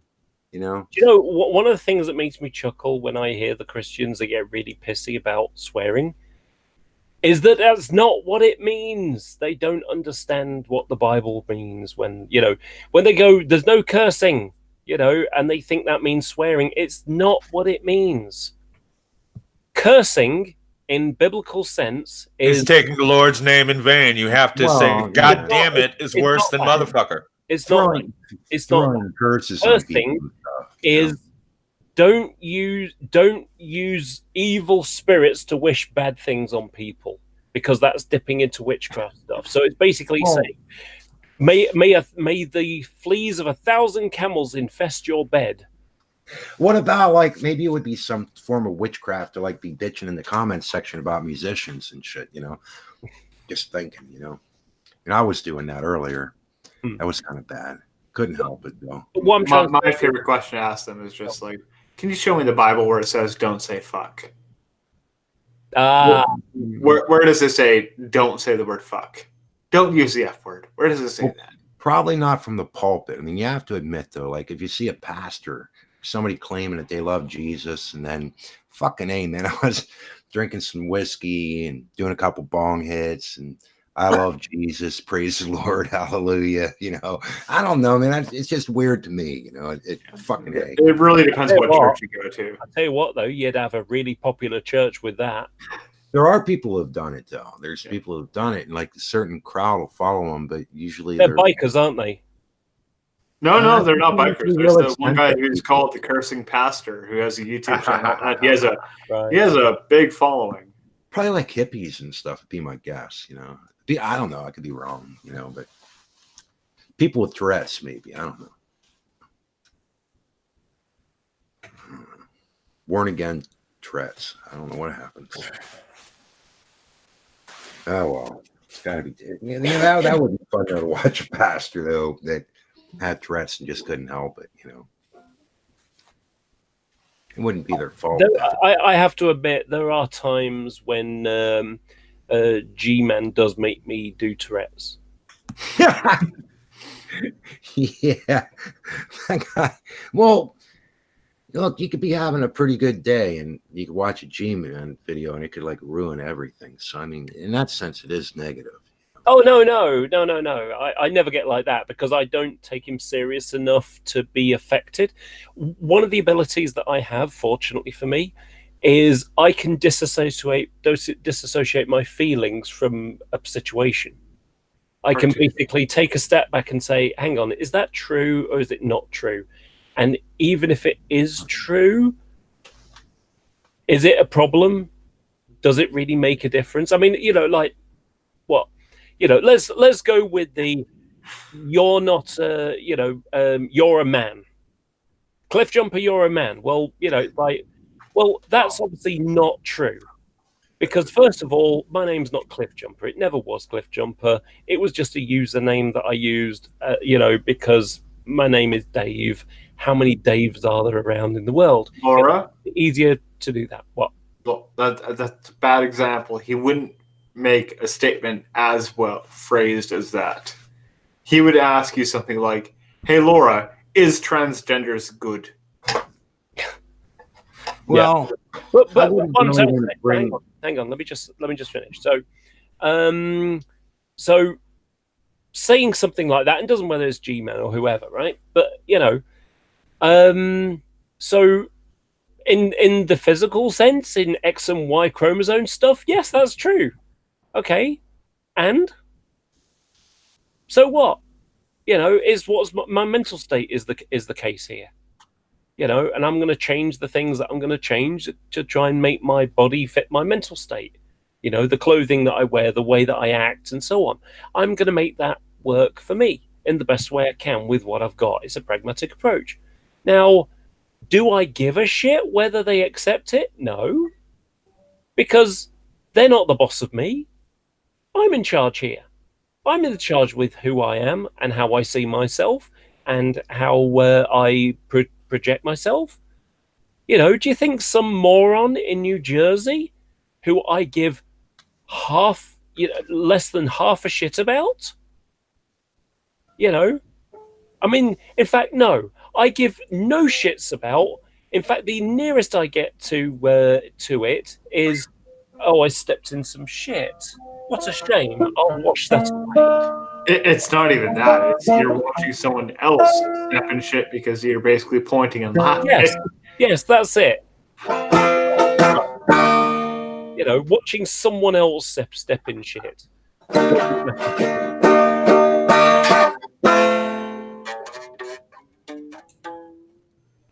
You're unmuted there. Here I am going to be profound. I can hear that.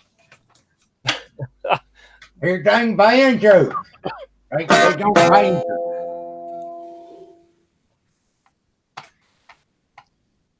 But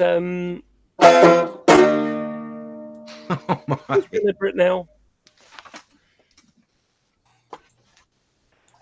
So I don't care what GMan says. His opinion of me is unnecessary. I don't need it. And he could make a 45-minute video about me, and I still wouldn't care. It's not going to make me change my mind on how I'm going to project myself. And I'll tell you something here, okay? My mum has not done very well with me making this choice to how I'm going to start living how I've always wanted to, okay? My mum doesn't like it. I hope she comes around with it, okay? Now, my mum has said she won't accept it, effectively, and it was quite upsetting. I am prepared to walk away from my mum if she refuses to accept it, because I can't put it back in the box. I can't live in misery anymore. I need to be who I am. I need this to survive, as it were. Okay? So if I'm not prepared to go back to being a guy and living in misery, do you think for half a second that I'm going to give a shit about some little turd in New Jersey, or some little turd called Darwin's Deity, or some little turd called Beckel or Antonio or Brojo, or anybody else? Any of them? What about Nephilim Free? Pretty straight up guy there, The thing there is, Laura, is GMan has more subs than your mom does, because that's what matters. Well, don't you take offense? I mean, whether you believe in God or not, even if you see the narrative of the story, or at least Jesus being portrayed as a nice guy, I mean, doesn't it even make you feel bad, like seeing G-Man like stab him in the chest, like time and time and time again? You know, I mean, that makes me feel bad. You know, it hurts. You feel bad to a point, and then once you realize that people are they're basically the manufacturers of their own misfortune, you stop feeling bad for them. You might start feeling annoyance for them, because at that point, when you're annoyed the fact that they're still suffering and they're the reason that they're suffering, it's their decisions, their actions, and they're too fucking dense to understand that they're the reason for it. Terrible and then time wears on and on and on. And at that point, you just stop fucking caring about it. And then kind of concerned. It's just funny. Oh, yeah. But speaking of that kind of stuff, I can't help it. I was thinking about Rand Campbell, and apparently there's some question as to what YouTube, how they might deal with flat earthers. You know, I don't know if you guys heard anything on that. Rand is just a fucking con artist. He's not a flat earther. He's not a flat earther. Really? Okay. You don't think so? No. If you go off air with him, he'll go like, it's fun. No, wait a minute. Have you actually seen him do that? Okay. Have you seen him laugh about it? Let me explain. Okay. Here's the thing you have to remember, okay? I've been watching this guy for years. Okay, so what happened was he had a discussion with Alex Bottom. Okay, just him and Alex having a conversation, okay? Right. And he didn't even know what John 3:16 was. Well, I remember that. Yeah, I remember that. Yeah. But that was pretty early. That was early on, man. Oh, yeah, that was years ago. That's when he was eating Bibles and stuff, Bible books and stuff. Oh, yeah, you can go back even further. There's no excuse for early on. You have to know that your first day. Hey, come on. No. Even better than that is when he phoned the Atheist Experience. Hang on. So I'm still going, okay? Right. So what happened was he, so he said he didn't even know what John 3:16 was. Every single video for about 2 or 3 months after that had John 3:16 in it. Every single one. Yeah, I know. He was like, oh my God, I got caught out not knowing what the Christian mantra is. I mean, if there's any mantra for Christianity, it's John 3:16. It's right? the summary of the gospel message. He made me recite it one time. Hang on. I'm still going. Okay, right. So what happens is, he doesn't even know it. Everything, and he's trying to basically say, I knew it really. And so, and he's just like overdoing it. And people aren't buying it. People weren't buying it. It's like, this guy is a fraud. And he wasn't buying it. And so then he flicked it and tried to do this conspiracy theory stuff that, look, there's all these codes and they're doing like 666, by doing this, it's 666 and all that kind of stuff. And there's all this code stuff. And it's like, it's he was already chemtrails and all that kind of stuff. And 9/11's inside job. And he's just going on and on and on trying to create. He was already into that stuff though, early on. And people still didn't buy it. And then eventually he went to Flat Earth.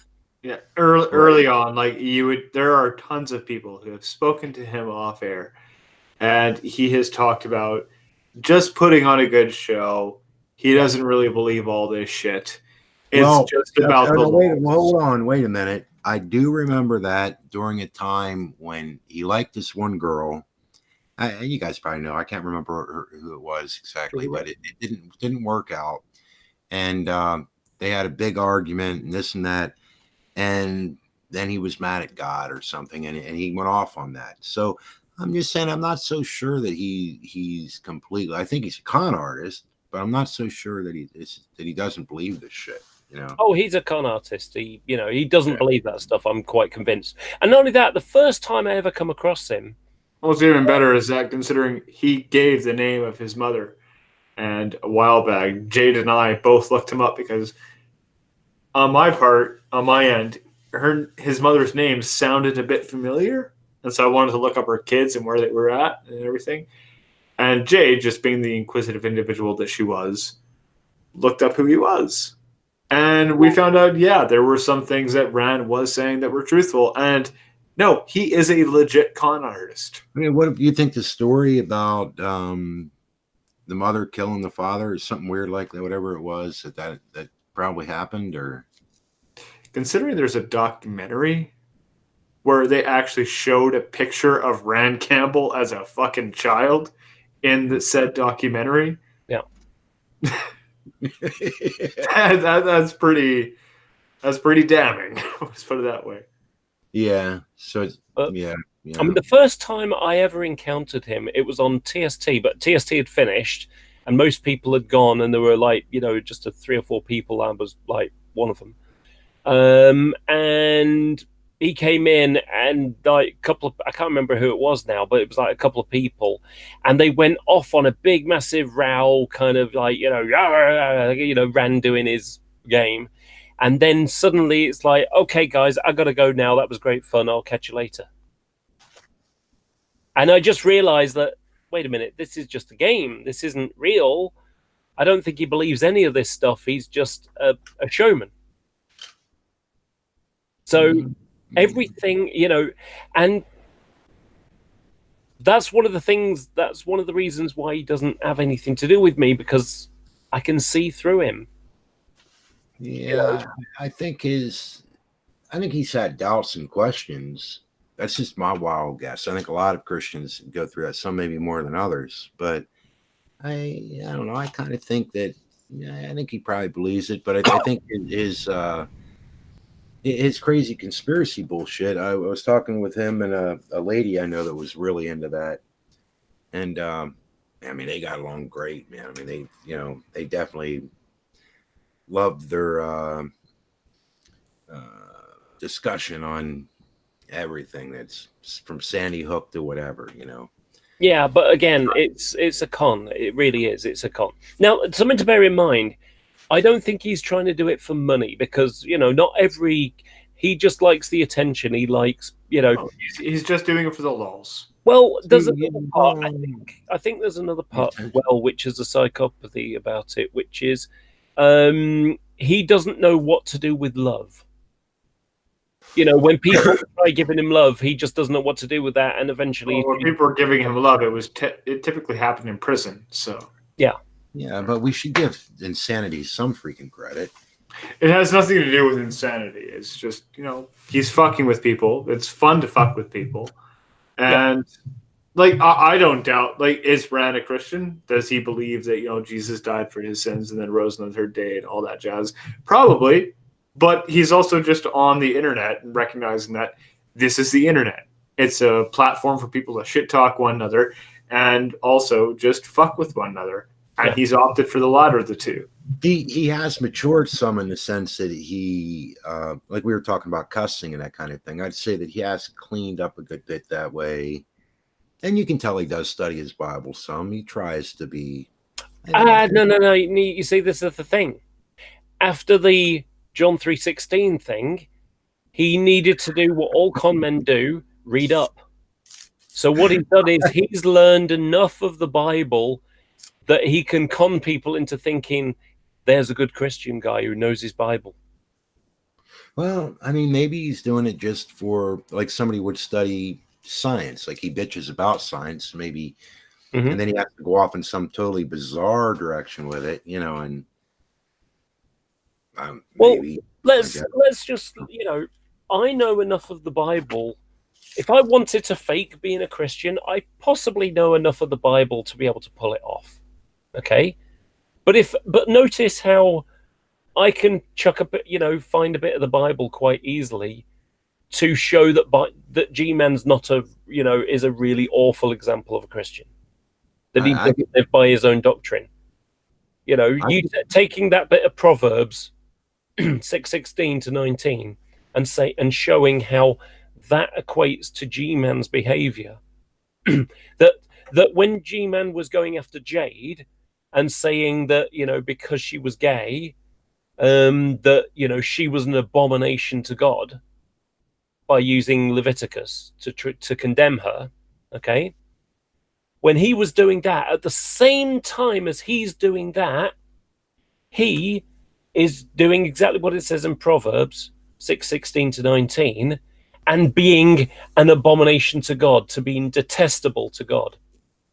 He's basically saying one thing and doing exactly the same thing himself. He's a hypocrite of a monumental degree. To disagree with something I mean, I think people should be allowed to do that, but he's obnoxious with it. You know, if he doesn't agree with something, he's a prick. You know, I don't know. It's not just disagreeing; it's anybody who disagrees with his interpretation of something, even if he's wrong. He will rail against them, as I mentioned earlier. When Bible Thumper, you know, he made a claim. He said it's not adultery if your wife gives you permission. That's freaking nuts, man. Yes, that's right. And Bible Thumper Wingnut, Matthew 4:19, has said, "G-man, no, mate, you got it wrong there." And they tried to be nice with him. They tried to be kind, and he would not accept it because his ego was attached to it, and he just, you know, he shouted at them and made videos about them and said he said they weren't real Christians, and you know, things like that. I remember that. And ultimately, you know, Veckel had to go to him and say, "G-man, you're wrong there," and provided the verses to demonstrate it. Oh. And because Veckel told him, that was when he climbed down. But well, you're giving more credit to Rand Campbell than you're a G-man, because I mean, think about it this way: if G-man, if he didn't believe in his stuff and we thought he was just being a con artist, it wouldn't be as funny, you know. I mean, well, I don't know, maybe it would be, but well, no, G-man's a different one because G-man's an idiot who thinks he's smart. You know, he might if you chopped him in half, you'd find the words Dunning-Kruger written through him like you know, a stick of rock. He's obviously pretty smart though, because he can. Who, G-man? No, really. I mean, that guy can G-man? debate with. Think about this. He is a guy capable of debating with Matt Dillahunty. No, he isn't. Well, he's got to be. He can't be that dumb if he can debate with Matt Dillahunty. No, he phoned up the Atheist Experience. Dillahunty wrote, one and kicked him out because he wouldn't accept that he was wrong when he'd been demonstrated he was wrong. And he's bitched and complained about it for what, 5 years since then? Most Christians don't generally argue the topic at least he tries to take on, and that one in particular, the slavery deal. It's a rough area. Well, yeah, that's. But I will admit, though, but knows that slavery is a bad thing. But most Christians I've seen who even deal with it, they do a better job. G-man, wow, man. Well, G-man's an idiot. That's the problem. This is why I was surprised when you said, you know. I know, bad joke. It was a joke. Oh, I'm glad you said comedy. Now. Well, I think it's comedy. You know, he's got to be smarty. I mean, he called Matt Dillahunty up. Like, I watched him and a few guys. They were having a live hangout, and they called Matt Dillahunty at like 12:30 at night. I think they said it was his time. It would have been that. And G-man was pissed off. He wouldn't talk with him, you know, and he hung up on G-man, you know, and it was something like, it was late at night, you know. Yeah, I remember that one. 12:30, you know, and it's like, holy heck. You know, and then G-man's like, it's not nighttime where he lives. And G-man's, I win. Yeah, you know, I mean, the guy's an idiot. He can't, you know, and the same thing. I mean, I remember exactly the same thing happening when he was having a bitch about Alex Botton. It was 4:00 in the morning in the UK, and he expected Alex Botton to just turn up out of the blue. It's not like it was arranged or anything. It's not like, okay, Alex, next week I'm going to be having a hangout and I expect you to turn up.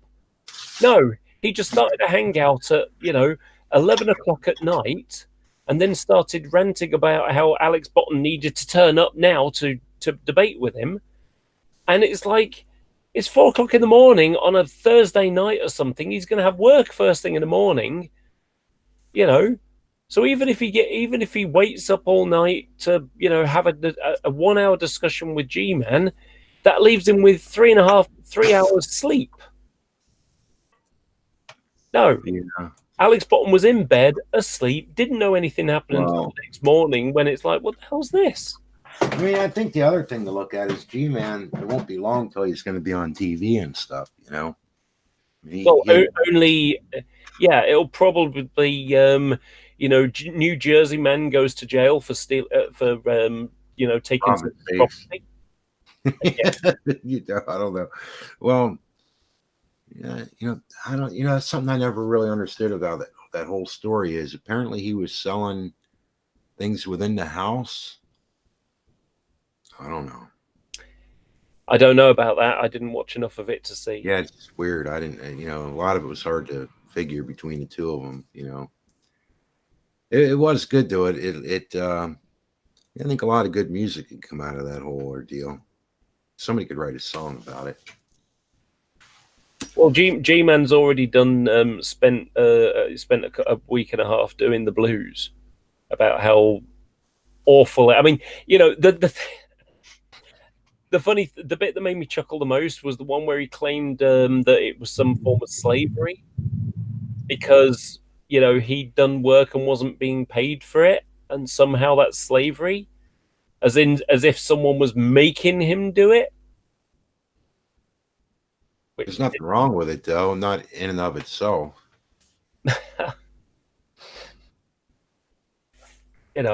It's comical stuff. It makes me chuckle. The guy's an idiot. There's no way you can say he's smart. That's okay, though. I mean, but he probably shouldn't then maybe go into debating people that are. I mean, even Brett Keane said, he's maybe when he thought he was dead. Brett Keane was in his video about thinking that he might have died. That he wasn't the greatest debater. I mean, I think the funniest thing was when G-Man did his chocolate atheist thing. Yeah, that was funny. Because he was trying to disprove the no true Scotsman fallacy. Oh, boy. He was trying to disprove a logical fallacy, which is you can't do. And that's demonstration. That's a demonstration of two things. Number one is he doesn't know what the no true Scotsman fallacy is. And number two is he doesn't know what a fallacy is. He doesn't understand what basic logical fallacies are. This is what idiots do when they don't know what they're talking about. They move their mouth and they use bluster to hide the fact that they're idiots. Yeah, I have a hard time with if G-Man has a skill, it's that. To be honest, though, I have a hard time with the no true Scotsman kind of thing. I'm not sure that it's. I don't know if it's that simple. That I personally don't really believe that someone is filled. I think there's a lot of different things people could get out of Christianity or the Bible and the New Testament and say, whether this is literal or this is this or that or whatever. But when somebody's just truly hateful, I have a hard time believing that's a true Christian. Okay, allow me to give you an analogy of the no true Scotsman fallacy because you said you're a bit fuzzy on it. Okay, are you a musician? I try. Okay, so kind of failed out of the gate there.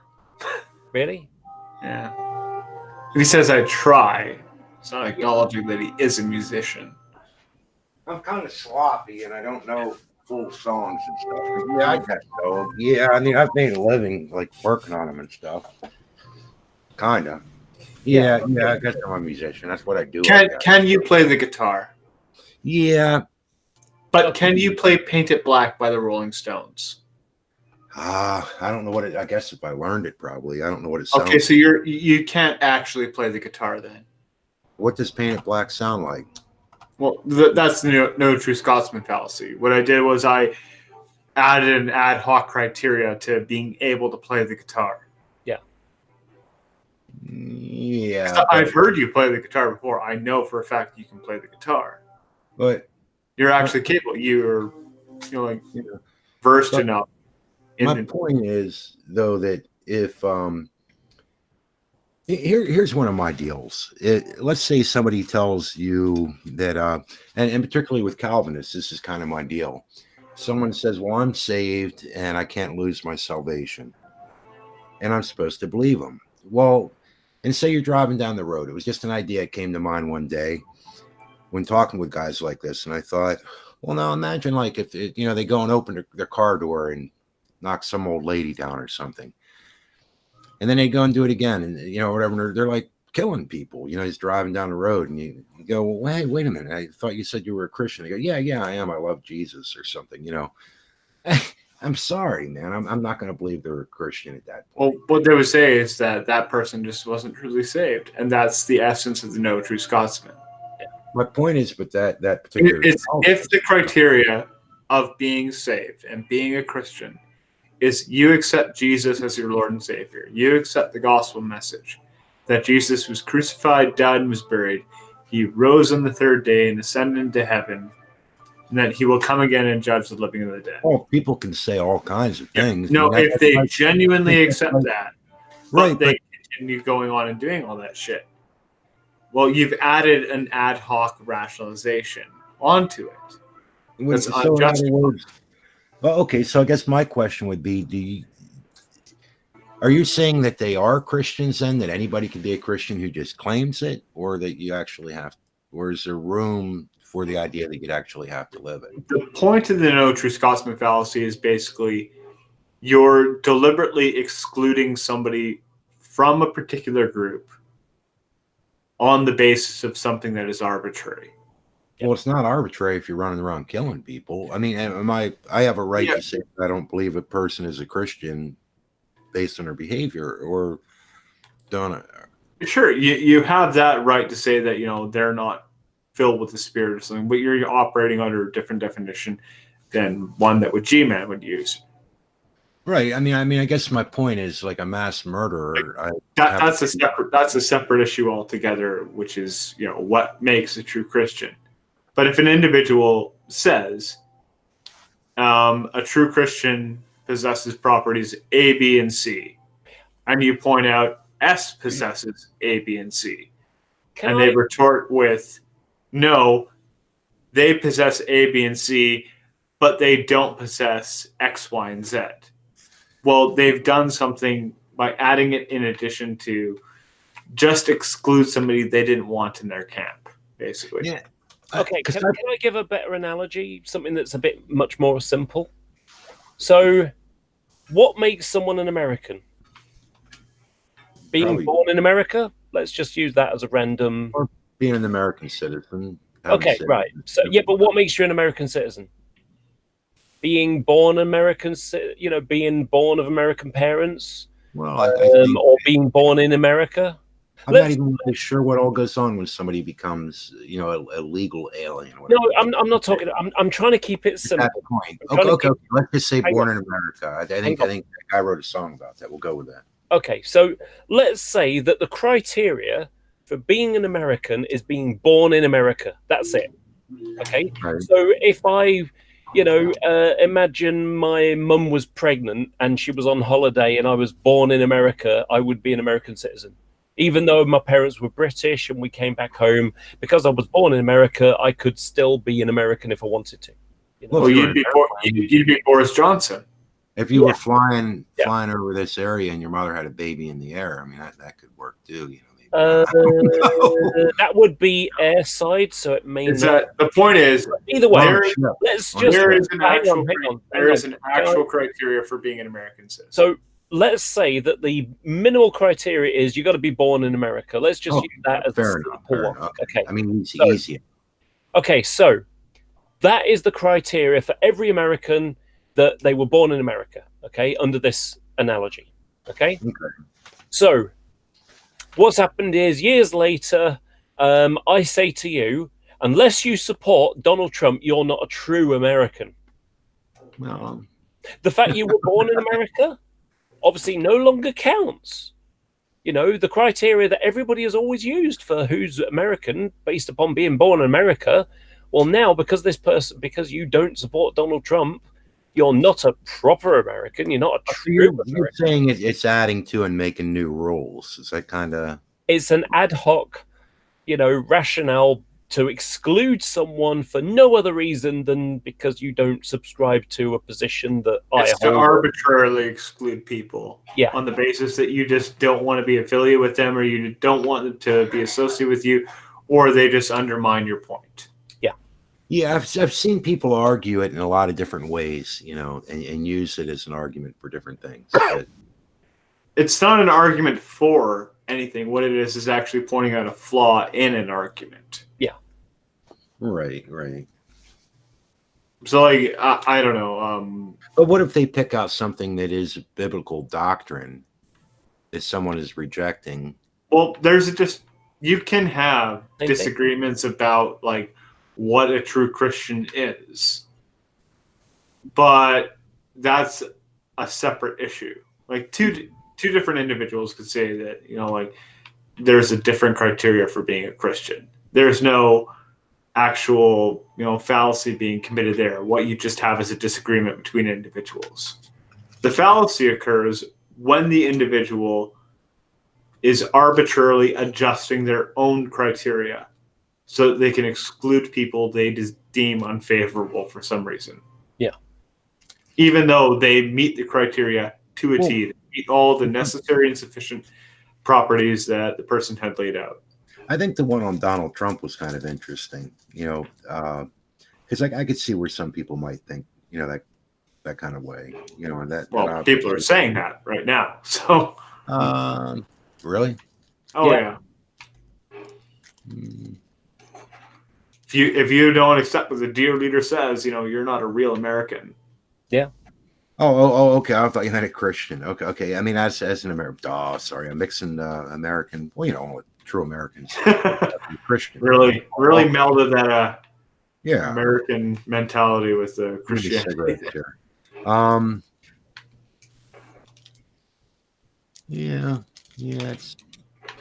It's weird stuff. Well, it is weird stuff in America these days, I have to admit. It's definitely wow. It's definitely entertaining. It's far out, man. I mean, I don't know. I was pretty pissed off about Trump going on about the fake news kind of thing, and now I'm sitting here watching going, holy heck, I mean, stop making it. These people are too many are making it a reality. Holy heck, they're proving them right now. That's not good.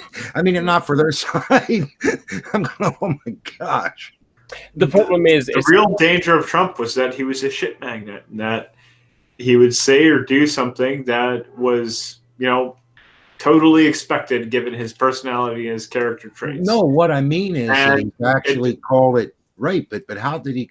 I mean. Well, that's kind of the thing, is that it became a self-fulfilling prophecy because everybody started focusing incessantly on him, exaggerating things, and it becomes fake news as a result of that. But I was talking about it earlier, though, like the thing with Clockboy, if you remember that stuff that went on. There's no way that, I mean, that news was off. You look at the thing with the American Indian guy. That's not the way it happened, man. I mean, those Catholic kids might have been wearing MAGA hats and pissed people off, but they were pretty, I'm not saying they were angels, but for the most part, they were standing there being harassed by the black Hebrew Israelites. Yeah. American Indian guy, obviously a bad representation of American Indians, comes up and chanting at them and stuff and banging a drum. Not really. I didn't find that to be a bad representation. I heard something. Oh yeah, he was a bad representation of American Indians. That's not American Indians. I mean, not all. It's like I don't see American Indians acting like that normally. Is what going up and banging on a drum to get people to calm the fuck down? How in the hell does he call somebody down that's not acting up? I don't. That is, if I can speak plainly, like that is actually something that I would say is stereotypical of an elder of a band. Like that's how they would react to a situation like that. It's not only that. There's another thing. Apparently, in Native American culture, it was like getting in front of two parties to bang the drum to get them to stop warring with each other. Yeah. Well, then he should have wait, hold on. American, First Nations culture. Because let's honestly be fair, man. If there was a problem between the two parties, right, the black Hebrew Israelites and the Catholic kids, why in the hell didn't he go up to the black Hebrew Israelites who were calling them crackers, and when a black guy comes out, gives him a bunch of shit?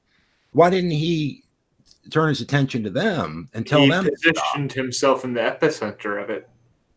The epicenter was them. They're the ones who were yelling the racial slurs and causing the problems. So the epicenter is between all the groups there. He didn't go between. He went to the kid and just started banging a drum in his face, chanting. Well, he was facing the kid, and the kids came up to him. Wrong. Go watch the video. No, wrong. I watched all 4 videos. Okay, let's go watch it again, you and me both, and we'll come back in 5 minutes, and you tell me how you see it. That is not what happened. He walked right into the kids. The kids were standing there. Mm-hmm. And there's 2 people banging on drums and chanting, and him mainly right in the kid's face. And the kid gave a shitty grin, similar to like you'd expect Chuck Schumer to do. And then the news gets hold of it and turns the whole story around. How do you not call that fake news? I'm being honest. Go watch the video again if you can't see that. Turns it around. Not walking to them. Because the reports that I saw was just reports. Don't watch the reports. Watch the video. And I watched the video as well as watched the report. Well, you can't really tell me, oh, don't watch the reports as you're bitching and whining about the reports, and the topic is about the reports. If you watch them, you will see that the Indian guy. I can tell you. I can tell you how it is that I've seen it portrayed in the news. Now, granted, I don't watch CNN. I don't watch MSNBC. I don't watch Fox News. Okay, I tend to watch just CTV and CBC because I live up in Canada. It doesn't really matter if they're showing the same clips of the kid standing there with a shitty ass grin. Okay, so the reports that I see is there was a mega protest. A man came up. No, there wasn't. No. Beating on a drum. There was a protest. There weren't a bunch of people wearing MAGA hats protesting abortion. That didn't happen. Are they allowed to do that? Did I say they weren't? Different thing. Right. What are the other kids? What are the other people? I'm sorry, you're kind of going all over the place here. No, my point is, what were the other people protesting? What was reported is that there were these people wearing MAGA hats who were protesting. An elder of a particular band came up and was beating on a drum because things were getting heated, and people started chanting with him. That's the report I saw. What was getting heated? If you watch those kids, how were the kids getting heated? The protesters and the people wearing the MAGA hats. There was conflict, and people were emotions were rising between those groups, and the elder came to intervene. That's the worst that the kids wearing the MAGA hats did is the one kid took his shirt off or something and started. They were chanting like school things or something. Okay.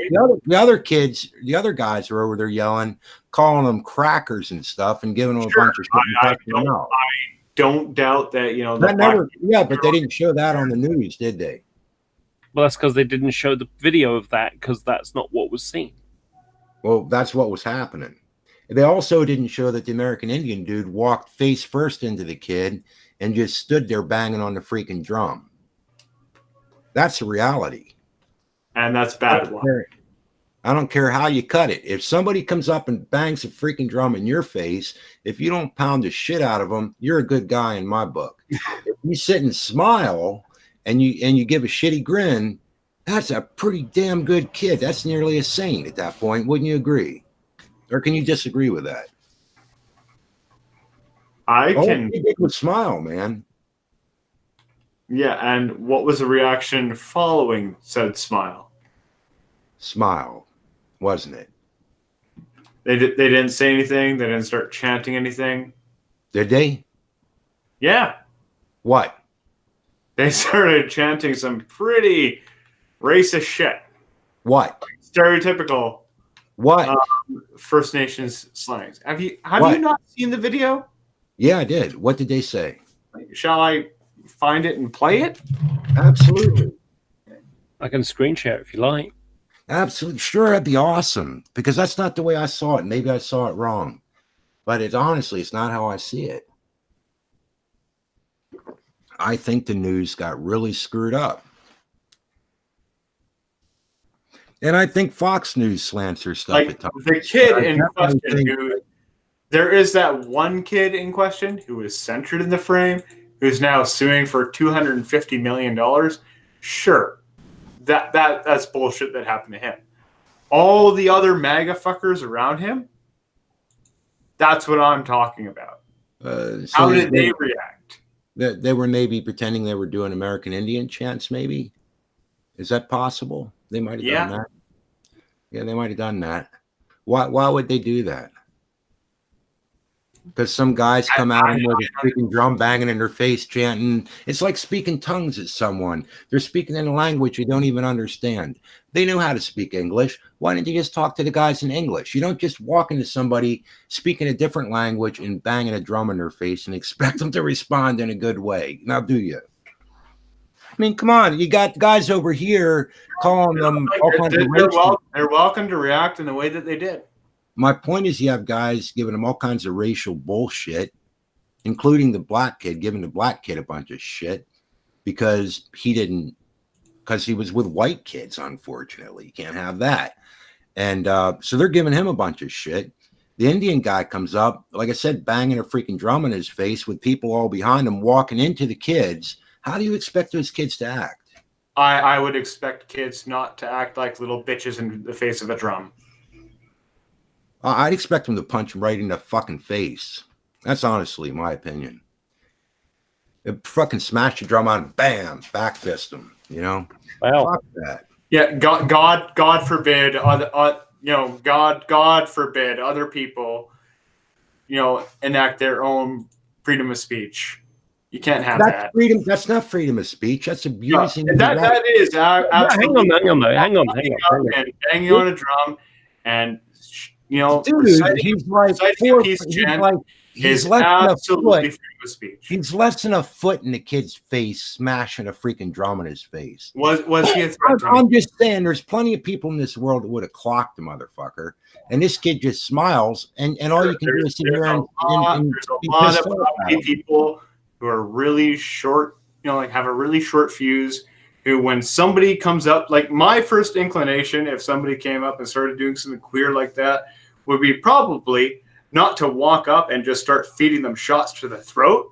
It would probably be to back up and go, "What the hell is this guy doing? Why the hell should he ask myself that? There's other people behind him." That's just my natural inclination. Actually, I think the kid did pretty freaking good to just sit there and smile. Sure, that kid did. But why the hell are you saying, "Oh my God, this brown man walked up to me beating on a drum. I need to punch him in the face"? I think you're the problem. You're the one with the problem that has to add brown man. Why do you add brown man? It's a man. Because that is contextually relevant. Are you saying that the First Nations individual banging on a drum, saying a First Nations chant? Did you were not just like 5 minutes ago saying, "Oh my God, if this person came up banging a drum today, if we're going to get brown and white and everything about it, did they have somebody on their side that happened to be browner than any of the Indians? Did they have one guy browner? Bruce, it's worth pointing out that you brought up the fact that he's an Indian. You brought up the fact that he was speaking another language with a drum. Well, yeah, we're in America. You were bitching and whining about the fact that he walked up speaking a language, hang on. beating on a drum. Can I just point out, we're in America. Indian. His nation was there before America, before white people turned up. Yeah, you're right. You are right. That's true. But if you're going to speak to someone in your language, if somebody speaks Native American and they're talking to you in England or whatever, do you understand what they're saying? If they're trying to break up a situation, I don't care if you speak German, French, whatever. My point is, the guy knew how to speak English. Hey, Laura, if I could have talked to him, I start speaking mischief to you right now. Play the video. Your first inclination to punch me in the face. No, I might be a bit confused. Yeah, exactly. What's that? If I start speaking mischief at Laura, because we're using your example here, if you have somebody who's speaking a different language, a First Nations language, and mischief is one of them. Like, if I start speaking that, would the first inclination be, "Oh my God, I don't understand that. Better punch him in the face," like you just described? Well, no, wait a minute. You're here on the internet too, and every day. If I met you in person, Laura. Yeah, people cool. Well, my point is in the face. Funnily enough, what I'm trying to say is, there's plenty of people in this world that if you came up and started pounding a drum in their face, they'd clock your ass. Yeah, and they're all retarded for doing that. Well, that's your freaking opinion. Yes, yes, it absolutely is my opinion, and you not just agreed to it 5 minutes ago, where you were praising the child for restraining himself because you were saying that it was entirely and did the kid? Okay, so my question is, different language. Did the kid restrain himself? Yes, and he should. You know what? Good on him for doing that.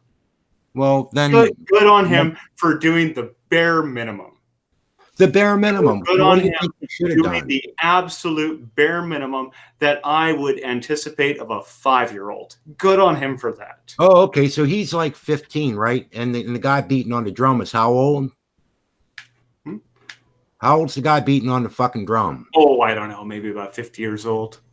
You think he should have maybe known better than to be bashing a drum, picking on a kid like that? Yeah, I know. How dare he express his culture?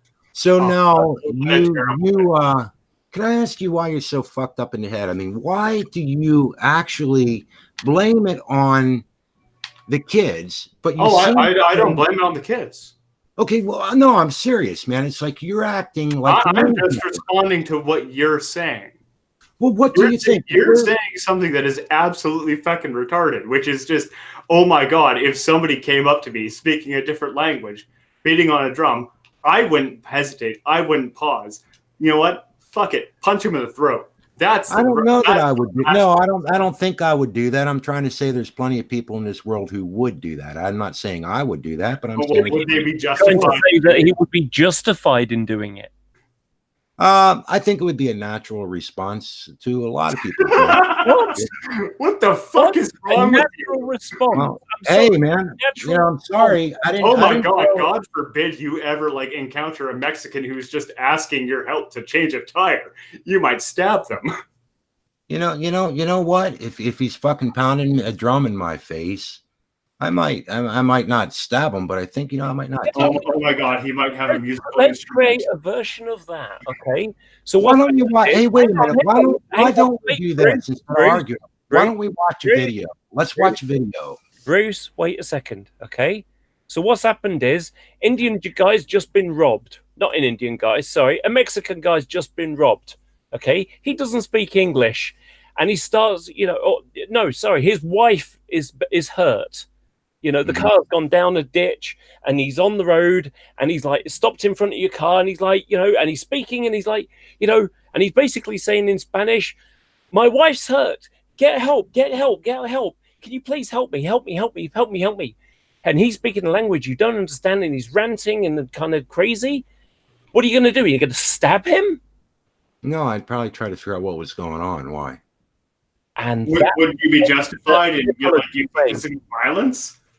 Well, my point is, in this situation, that's not at all what was going on.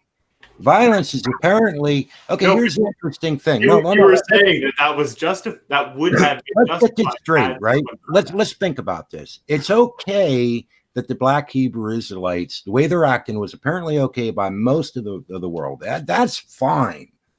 Okay, that's just acceptable behavior. You fucking cracker bastard, shit like that. That's fine, right?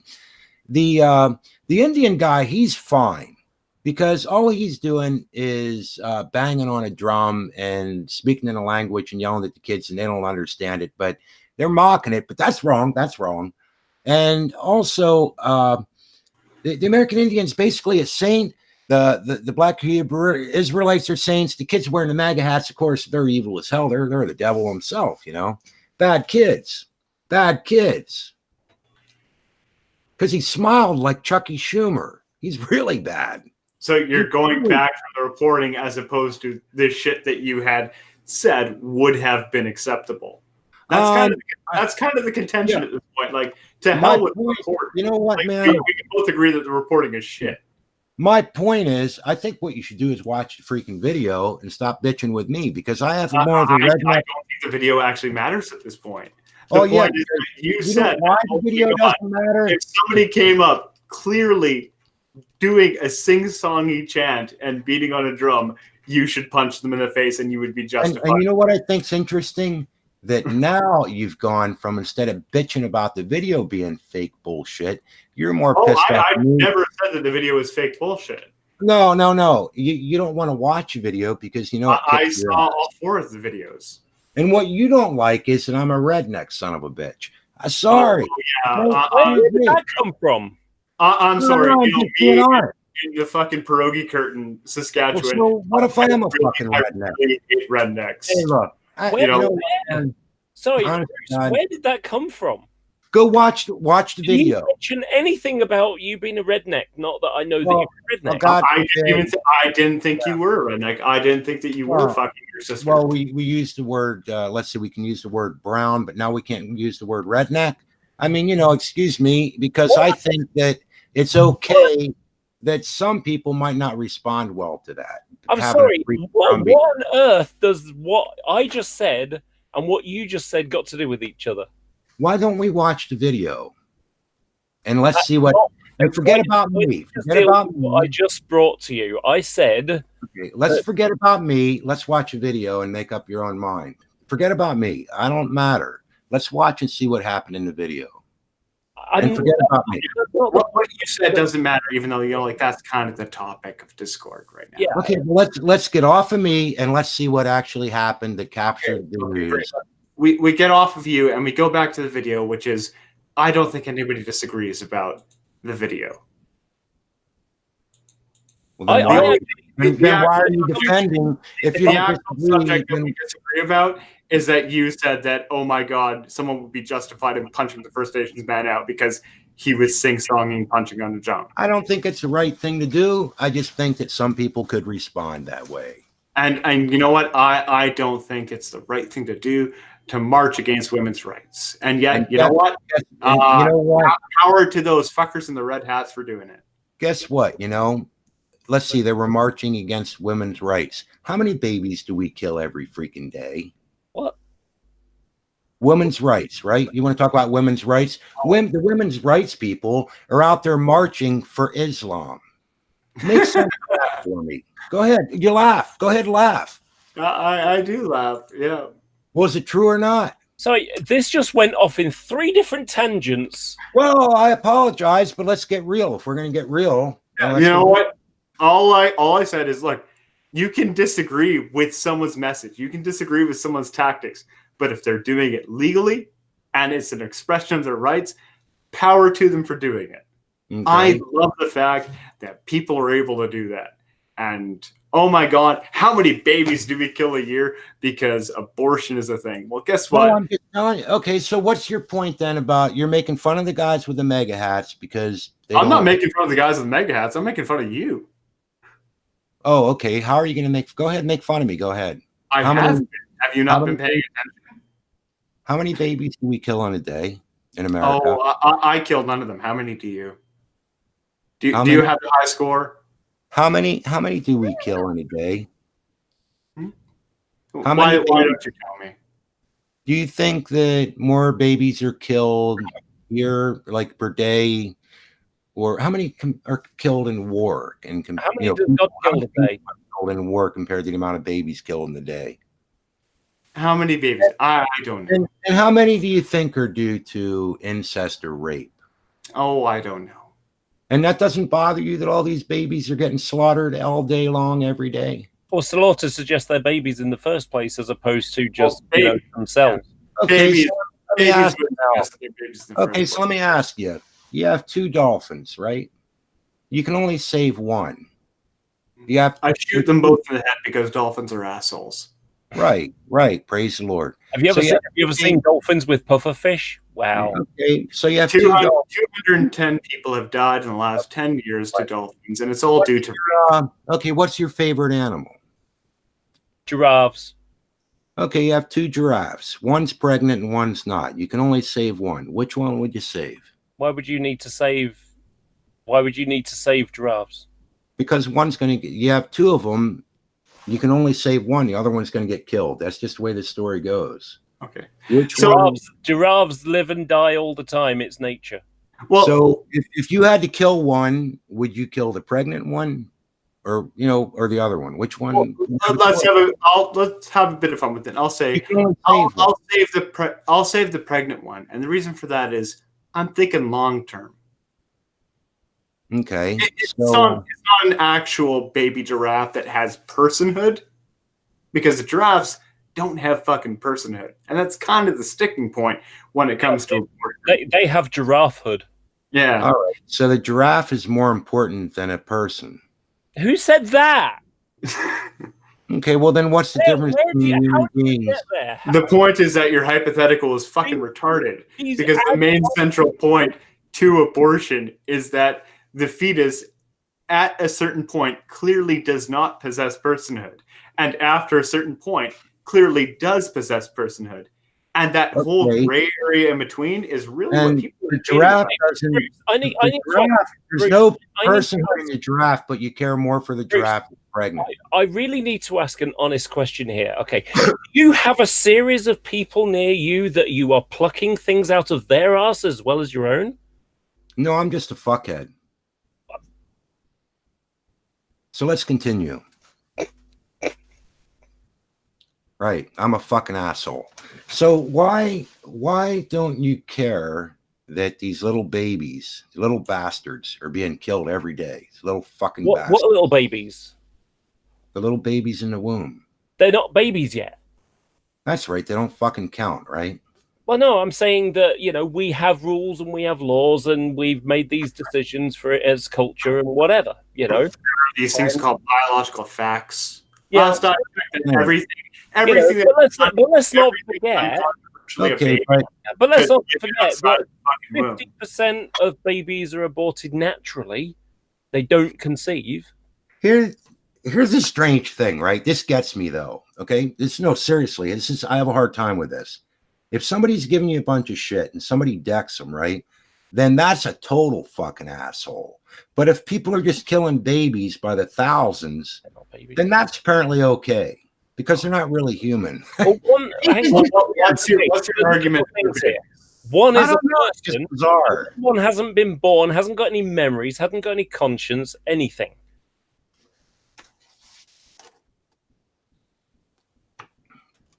Well, do they like pain? Well, they're not sentient. They don't have any memory of pain. Well, if they stick a needle in them or something, do they like move? Or they seem to get upset? Do they like try to get away from it? Or is they're not sentient? So no. So they're not really alive. They're sort of like a worm at that point or something. Oh, so your skin cells aren't alive now? Is that that's the depth of your biological understanding? So are they alive or are they dead or do they? Do you understand that living doesn't equate to being able to experience pain? No, you forget I'm a dumb redneck asshole, you know, that voted for Trump. My point is, like, does a baby that's in the womb that can't think and isn't a human being yet, no memories, do they feel and react to pain? Not before a certain point, no. When do they react to pain? Roughly around the 22nd week. So in the 10th or 12th week, if you like jab a needle on them and shit, they don't try to move to get out of there or anything like that? No, they don't. So they don't care. They just like a glob, just sit there and take the pain, right? They don't even have a brain yet. Hang on. Okay. Hang on. So let me just explain something to you here, Bruce. Okay. Caring requires having a brain that actually has function and things like that. And they don't have that. Okay, so at like 20-some weeks, then they do actually react to the pain. They don't they have basic responsive maneuvers, which is pretty well analogous to an ant responding to a magnifying glass. So you don't think then that that's worthwhile? No, at that point, the second something is capable of that kind of response, I view it as deserving of moral consideration in its own right. Yeah. The problem is, that's just the first step. The second question is, how do we prioritize moral consideration? That's a pretty tough thing. I actually think it's fairly easy.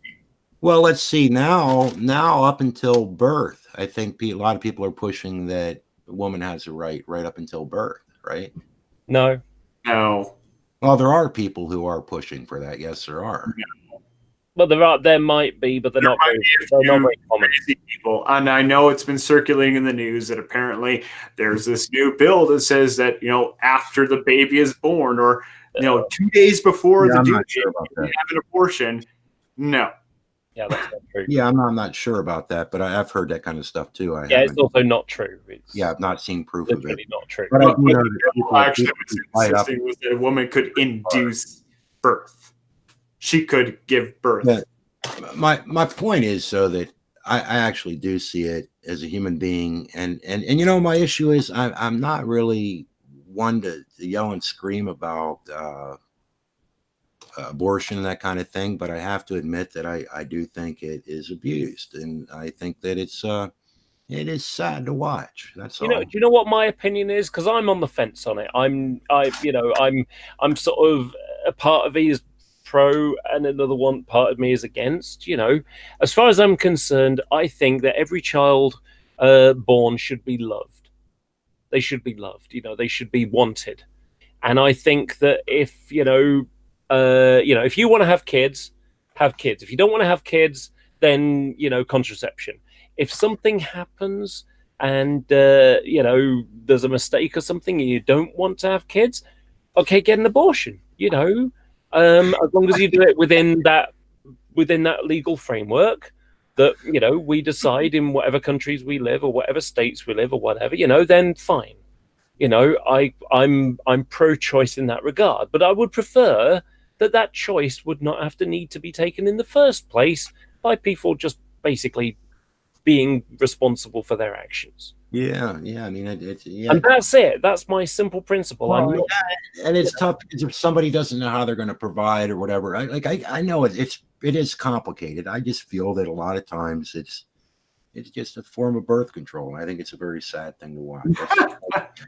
Hey, fuck you. Hey, anyhow, here's something funny, man. Nobody's. I'm sorry when people say that. Oh, it's just a form of birth control. Okay, yes, in the strictest sense, it's a form of birth control. Yeah, it's not birth control in the sense that people are whimsically going out and getting abortions. Man, people are skipping out of the clinic. You've been pretty insulting to me, right? And I will gladly continue to be if you continue to be as stupid as you have been. And you know what? And that's the kind of shit, really there. Like, how often have I called you stupid tonight? Oh, I don't know. I haven't been keeping track because I really don't care. And you know why? Because I don't do that. Yeah. But what kind of pisses me off is that, I say something like that and you act like, on one hand, like it doesn't matter. It's just weird. I'm sorry, man. The thing to bear in mind here is respect is earned, not bestowed. Okay. And when you start, you come across someone giving a counter argument and then you divert into something else, because notice how, we were talking about GMan. Hey, we talking about, the guys with the kids with the MAGA hats. And then it's like, well, because they were arguing against abortion and, you're obviously someone that's in favor of abortion. Therefore, we're not going to, Right. I didn't really think that's when the respect stops. But well, no, it was something ridiculous was said, which was somebody exercised their free speech by speaking in a different language and banging on a drum, and they would be justified in punching them in the face. Because I say that in America we speak English, that is predominantly whether the land was stolen or whatever you want to argue, right? The guy knew how to speak English. If he wanted to communicate with the kids, he could have simply spoke English, right? And that's what justifies punching him in the face. Hey, you know what, man? Those were your words. Yeah, and I have a lot more to add to that, but I'm not going to. You see, this is because it's indefensible. The whole point here. No, it's because you're not here. Oh my God, you're in my country. You're not speaking my language. I'm going to punch you in the nose. Hey, you know what, man? I'm sorry. Not only that. Do me a favor. Bruce, I hate to put the video on. There's a language that you speak, and it's called English, and it's my language. It's not your language. It's mine. Fucking care. Yeah, fuck you. I'm making a joke. Crying out loud. I was actually making a joke. Yeah. I was basically playing exactly the same game as he was doing. No, I'm sorry for that. I was having too much fun. I was parodying his own argument. No, I get it, but The I craziness is fun because it doesn't matter if you're a redneck who lives in a trailer or if you're, like some Ivy League person. If you say something that's fucking stupid, I'm going to call you out on it, and yeah, I'm going to laugh at you for saying it. Yeah, it was weird ad hoc. Well, rationalization would suggest there was some rationale behind it. Yeah, well, the thing that was also funny about it was that he was walking it back and then like doubling down on it at the same time, where it's, I didn't say it was fine, but you should totally punch him in the face if he's not talking in English. Yeah. Like, I don't know. I don't know what you're to do with that. Well, you just do what I did. Is that at that point, you're not to be taken seriously. You're not I'm sorry, you're not deserving of respect. You're the clown at this point. You are something to laugh at. And then you are the person that I'm going to poke. Yeah, and then it was this whole thing about then it goes into the abortion thing, which has what to do with the Indian guy with the drum? Well, the reason that was my bad, and the reason for that was that the MAGA hat kids originally showed up. Oh yeah, I know what it was. Yeah, to protest abortion. Yeah, and then yes, BHI was there a women's rally? That I don't even know what the third rally was, but there was some counter protester, the MAGA protesters, and the Black Hebrew Israelites. Yeah, I'm actually kind of glad that the news didn't cover the Black Hebrew Israelites, because fuck those guys. They don't need coverage. And if I remember correctly. And I have to say, I haven't looked into this in depth. It was several weeks ago. And if I remember correctly, there was a women's march, and then this Catholic boys' school decided to stick a whole bunch of Catholic kids in MAGA hats and bus them to Washington, so they could protest anti-abortion stuff. And there was a Black Hebrew Israelites come along as well. Yeah, and the Indian guy gets between him with the drum. Yeah, well, the elder of a First Nations reservation showed up to place himself in between the groups to beat on the drum, basically doing exactly what that role and the purpose of that drum beat is to do, is to draw the attention to you and away from the conflict, to get people to calm the fuck down. Yeah. And it is kind of counterproductive from our cultural point of view of like, wait a second, banging a drum is making noise and sounds aggressive, Not really, not when you actually hear the drum beat and you hear the chant. That doesn't sound aggressive. It sounds rather ceremonial. Well, it does, if you understand it, it does. But I think if you even if you don't understand, if you have an inkling about like anything First Nations, if you've just seen, like a drum circle in passing, you would just go, oh, that sounds interesting. You wouldn't take it as aggression. I don't know, because I think first of all we'd have to assume that they're educated enough to understand that, and they're kids. They probably have to do much. What I mean is they probably didn't give a shit. Yeah. Do you know what I mean? The thing that I noted about it is that the MAGA kids, they got a bunch of shit because, a bunch of them started doing what people interpreted to be racist imitations and mockery and shit. Whatever. The elder doesn't care. He's accomplished his goal. Mm-hmm. And the one kid who's sitting there smiling and smirking just happened to be at the forefront of it all. Okay, so now he's become the poster boy for the MAGA Catholic school kids. And that's really unfortunate and unfair to him. I will gladly say that. Were they shitheads leading up to it? Yes, because the other videos definitely showed them going around accosting women and doing a bunch of other stupid shit. Yeah. So that doesn't have really anything to do with the actual incident itself. And it was entirely blown out of proportion. And, Bruce's initial point that if he wanted to say that the news media outlets want to exaggerate things, to a comical degree, to the point where we could legitimately say this is now fake news, and opted to use that as an example, he'd have a point. Yeah. He went a bit further. I found it funny, and I just decided to ride with it. Yeah. And like I say, it's when it came to the point. And he's back. There we go. We should just punch people who, who play a drum in your face. Just a natural thing to do to assault people. Yeah. So anyhow, I did leave, and I noticed, a little bit of talk. So that's pretty dumb, huh? The ad hoc rationality was dumb. I am pretty dumb in a sense. I don't really know what ad hoc. I don't know what any of those terms mean. Ad hoc means just make it up on the fly. It means just make it up. And what did I make up? You were all over the place. That's the problem. As you reached a blockage, you basically tried to go around it by diverting off onto something else. And then we went through the mega thing. We never did watch video. Why don't you go back? Why don't you watch a video?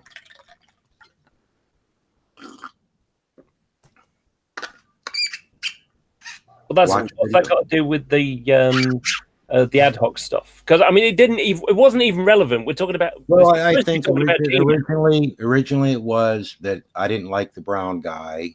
That was brought up, and the language issue.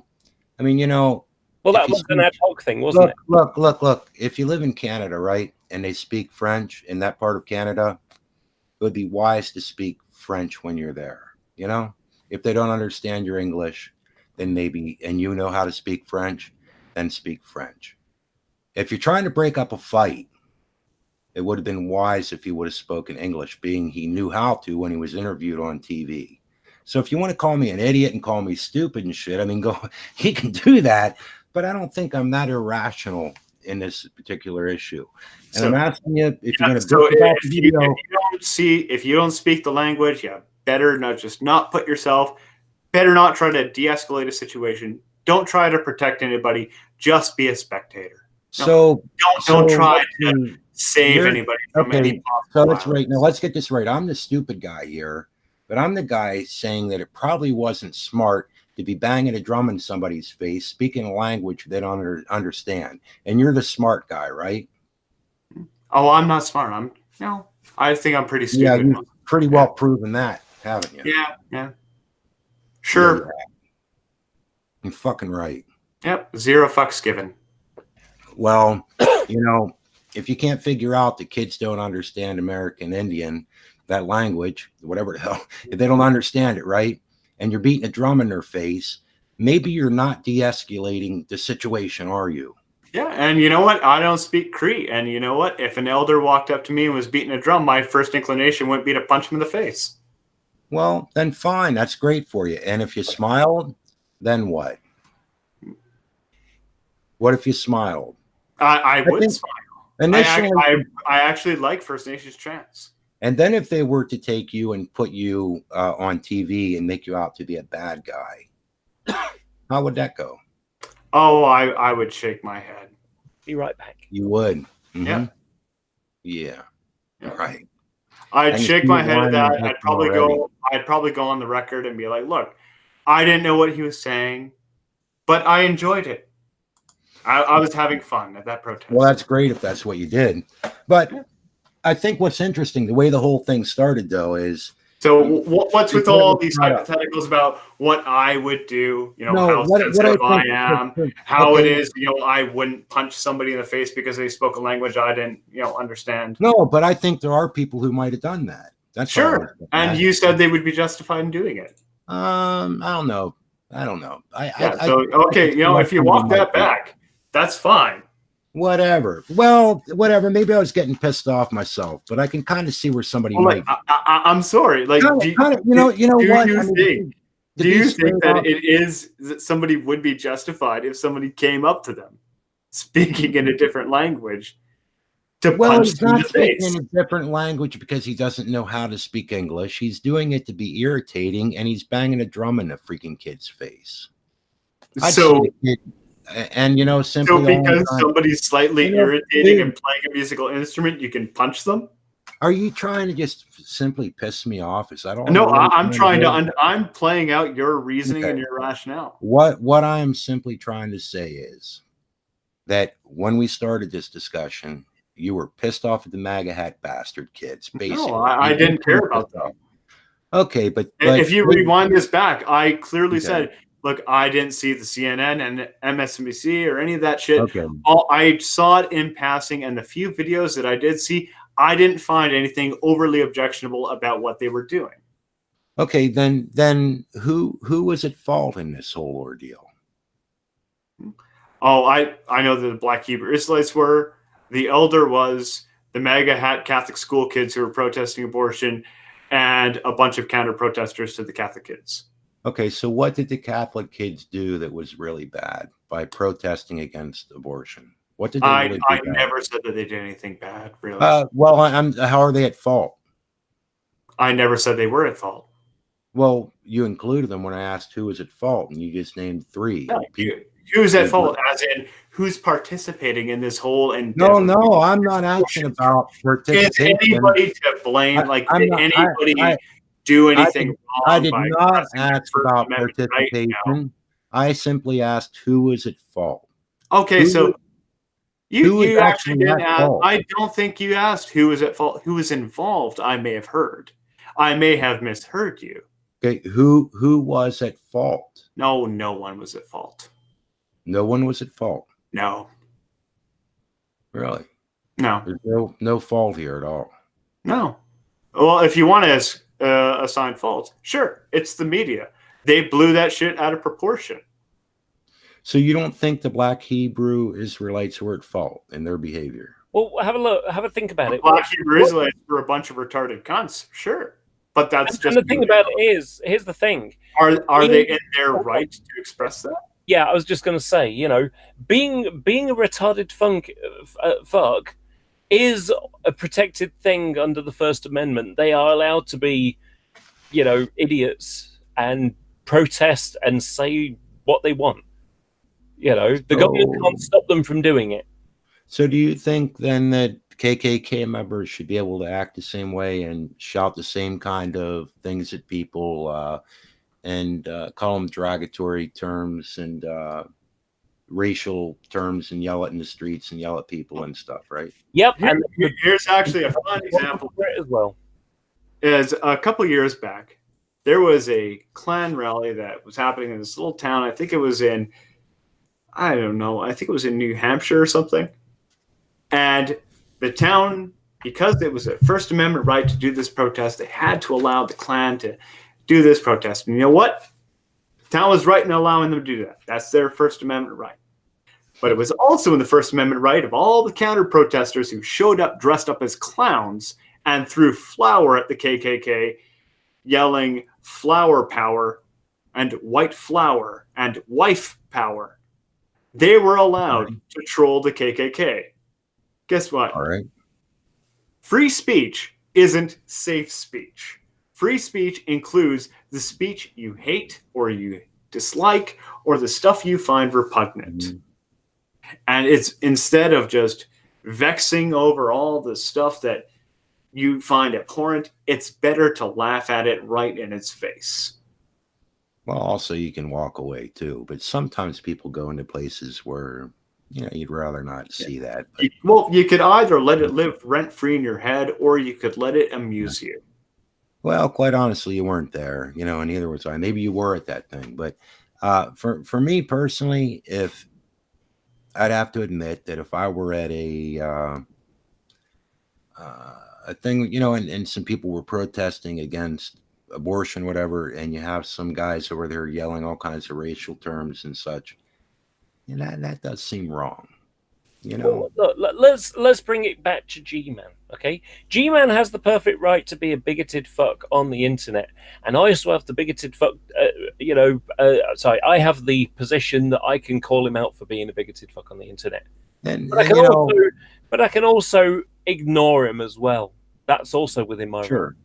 How do you think? I mean, in all honesty, like, okay, so I brought up the redneck thing, but let's just say, for the hell of it, how do you think G-Man would actually do in real life, acting like he does here? Well, we do see him actually kind of pulling that off at times with the Hebrew Israelites, oddly enough. But yeah, but how did we see it? We saw it because he makes a video doing it. He's doing it for attention, and it's all bluster. This is G-Man we're talking about here. I mean, kind of what I'm getting at like that. Is he like that when the camera's off? We don't know. Imagine him acting like he did with Alex Botten and some different things I've seen in one-on-one, out in public. Maybe not too many people watching. Sorry, I don't think things would probably go quite the way they do. Well, except there's the whole New York trip where people say that, yes, he is a bit more animated. Sure, it's a bit of an exaggeration. But effectively, he is the same. He don't have an off switch. He is who he is online. Yeah. Just a bit more animated. Well, yeah, but I think he's probably a little more careful in what he says to people and how he acts a little bit. I'll bet you he is.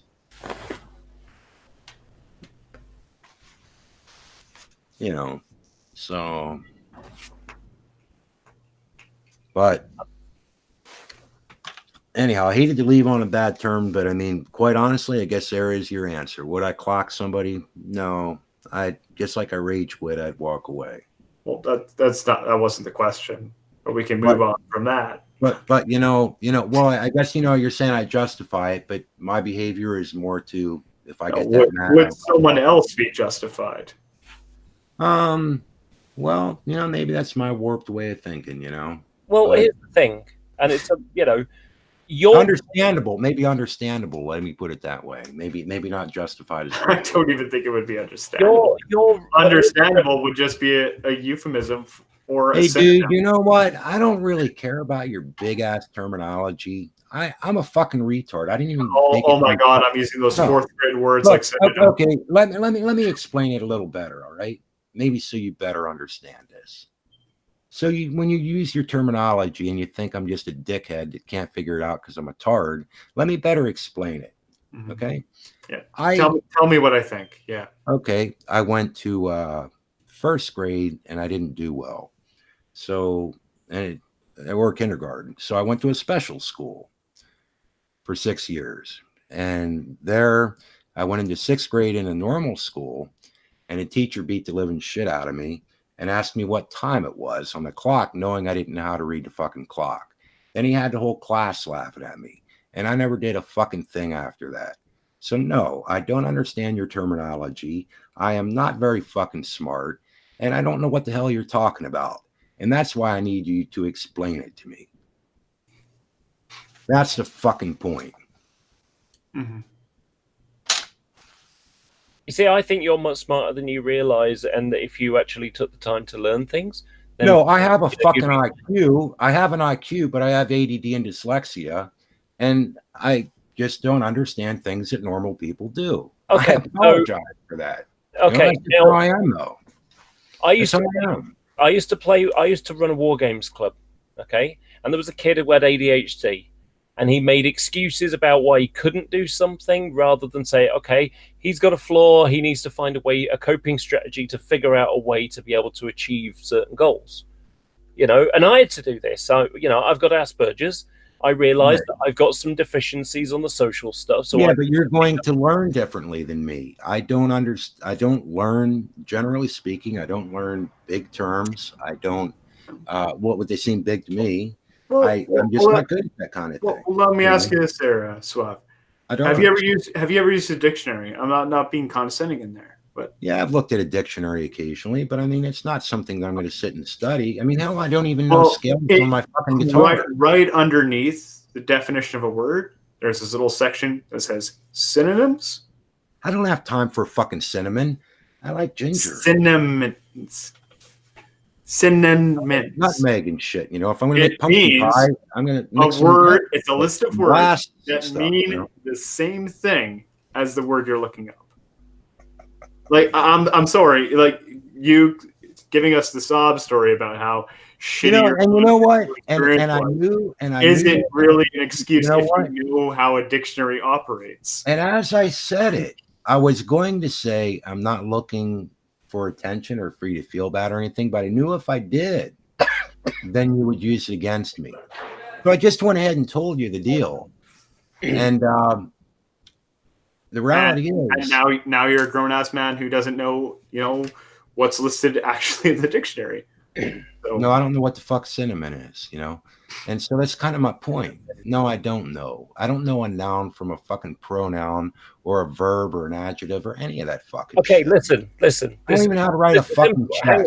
So, God damn it, I mean, all I'm trying to do is, because of my lack in abilities there, I'm saying when we come up to something, if you say this is an ad hominem, this is this is that, it's like, I don't fucking care. Put it in the language I do understand. It's not that damn hard, is it? So what you're basically saying is that you're too lazy to learn and we need to accommodate you. You know what? I have a lot of things to say again, and I'm not rage quitting.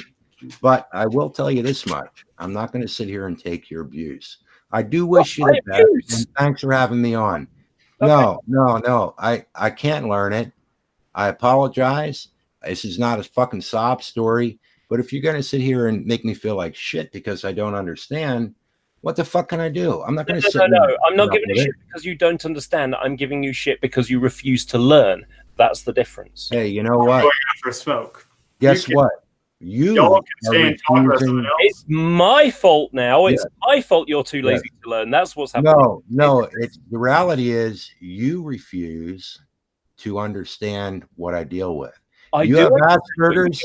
I have ADD and dyslexia. There's a hell of a difference there. They are different, aren't they? You're smart enough to know that, aren't you? Oh, yeah. And I'm also smart enough to know that I have dealt with young people who've had the same thing, and that I have given them coping strategies with how to deal it. And all I'm trying to do is give you with the same advice. Do you think that in 6th grade that you could have maybe helped me to understand and learn how to read a clock instead of making fun of me? Maybe so. Maybe so. But not if you were making fun of me for not understanding it. Though. Well, that's the fault of the person who did that. That's not my fault. I'm not them. And so because I couldn't add or subtract or read very well or comprehend what I was reading, that's really... Hey, guess what? I've got an IQ of 156 and I'm shit at maths. Yeah, well, that's fine. I mean, that's you still have... Well, anyhow, we all have our issues, dude. But for me, I don't understand terminology that you guys use, and is particularly in the debate. And guess what, right? Okay, so I'm quite. Hang on, excuse me, I'm talking now. Can you just wait a second? Okay. Now, when I joined this community, everyone was talking about philosophy, and they would use these complicated phrases that I didn't quite understand, and I would say, "Hang on, can you do me a favor? Can you just explain what that means?" And then they would explain it and say, right, okay, thanks. I'm up with it now. Okay, please continue. And they would take their time to do that. And rather than say, oh, why don't you just talk in the language that I understand so that I can keep up with the conversation? I didn't do that. I asked them to try and educate me so that I could improve myself. You are giving up. You are saying, oh, I'm just too stupid and I'm not prepared to learn. So hey, wait a second. Your fault that I'm not learning. Hey, hold on a second. That's your problem, not my problem. No. Don't put your on me. You know what's really bizarre? That you're too lazy. You know what? Why don't we talk about engines? Let's talk about engines. What do you think of that? Or let's talk about. Why don't we talk about suspension and handling? How does a motorcycle work? Bye. I'm sorry, but bye. I've just booted him. I'm sorry. Okay. Now, what I'm going to explain exactly what happened there.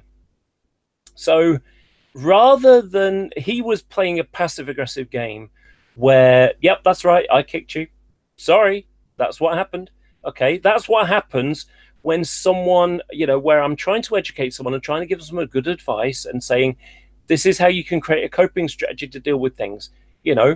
Now, I went to a model railway show and I showed someone how to, If you put super glue on a little, one of those little plastic bags with the Ziploc bag things, if you put super glue on one of those, it takes ages to dry. And I showed him how to do it. I educated a guy that was 65 years old and on a new modeling technique that he'd never used before, and he was amazed by it. Okay. And then undoubtedly he went away and utilized that thing that I taught him. Old people can learn new tricks, and it is up to you to say, okay, I'm deficient in this thing. How can I educate myself to do it? And you've got dyslexia and you've got ADHD. Okay, you need to figure a way to do it. Okay, now I used to run. I was mentioning earlier. I used to run a war games club, and there was a kid there who, he kept being beaten all the time because what happened was he would play with other kids, and they knew how his army worked, and he didn't know how his own army worked. He kept asking them, but they wouldn't tell him everything because they were more interested in winning than because they were kids and egotistical. And he preferred playing against me because what I would do is I would let him do his thing, and then I'd say, right, what you should have done is this, and let me show you in your book, and I'd explain to him and that kind of thing. And so he would learn something. He would learn how to use his army. And I did this one time, and and he said, I said, what you should have done this, and he went, I've just got ADHD. And I got annoyed with him, not in an aggressive sense. I said, never let a disability stop you from trying. You need to figure out a way to go and read your book and be able to remember it. And if you have to go, if you have to sort of read a page and go away and do something, play a video game, something like that, and then come back and read it again and go and do something else and come back and read it again until you get it, until you got it in your head, then that's a way to figure out a way to do it. That's a way to remember the rule book for your army, because there's a main rule book and then there's a rule book for the army. So rather than keep losing against other players because you're too lazy to learn how to do it, or you can't find a coping strategy to find a way to learn how to do it, you can't blame you can't blame other people because you're too lazy to learn, because you're too lazy to do something. And by just saying, I'm just stupid, no, I've had discussions with you. I've had, good, reasonable discussions with you. You are not a stupid person. Yes, you've got ADHD. Okay, fine. You've got dyslexia. Fine. Jade had dyslexia, and she was an incredibly smart woman. Jade had ADD. And ADD. There you go. So someone who has the same affliction as you, but was incredibly well, resourced person to be able to figure things out, to be able to read things and focus herself. She found a way to overcome a disability, or to at least find a way to deal with it. I have Asperger's. Okay, it's a form of I jokingly call myself a social retard. It's a joke. I don't, it's not really retardation as such. It's effectively on the intellectual scale I'm kind of higher, but on the social side I'm a little bit lower. And so I'm not so good at noticing body language, or that like someone looks at their watch for the third time and they're trying to tell you they've got other things to do. So it's really sad that you can't apply yourself to better yourself, and that's the reason, you were making excuses and suddenly you wanted to divert off everything else rather than accept, that, okay, I've got some flaws and maybe I should really do something about that. No, instead you tried to make it my fault that you couldn't learn. You tried to make it Nicola's fault that he was using big words and you don't understand that. Well, why not just, ask him what he means by that? Instead of going, you expect me to learn something? I mean, this is exactly the same thing that GMan does, except for he just, is obnoxious with it on an extreme level instead of you being obnoxious on it on a more passive-aggressive level. Oh, you stole my contribution there. I was going to say that this is the first time that I've actually seen somebody basically use the defense that, I'm sorry, you can't use those words. I'm as dumb as GMan. Yeah.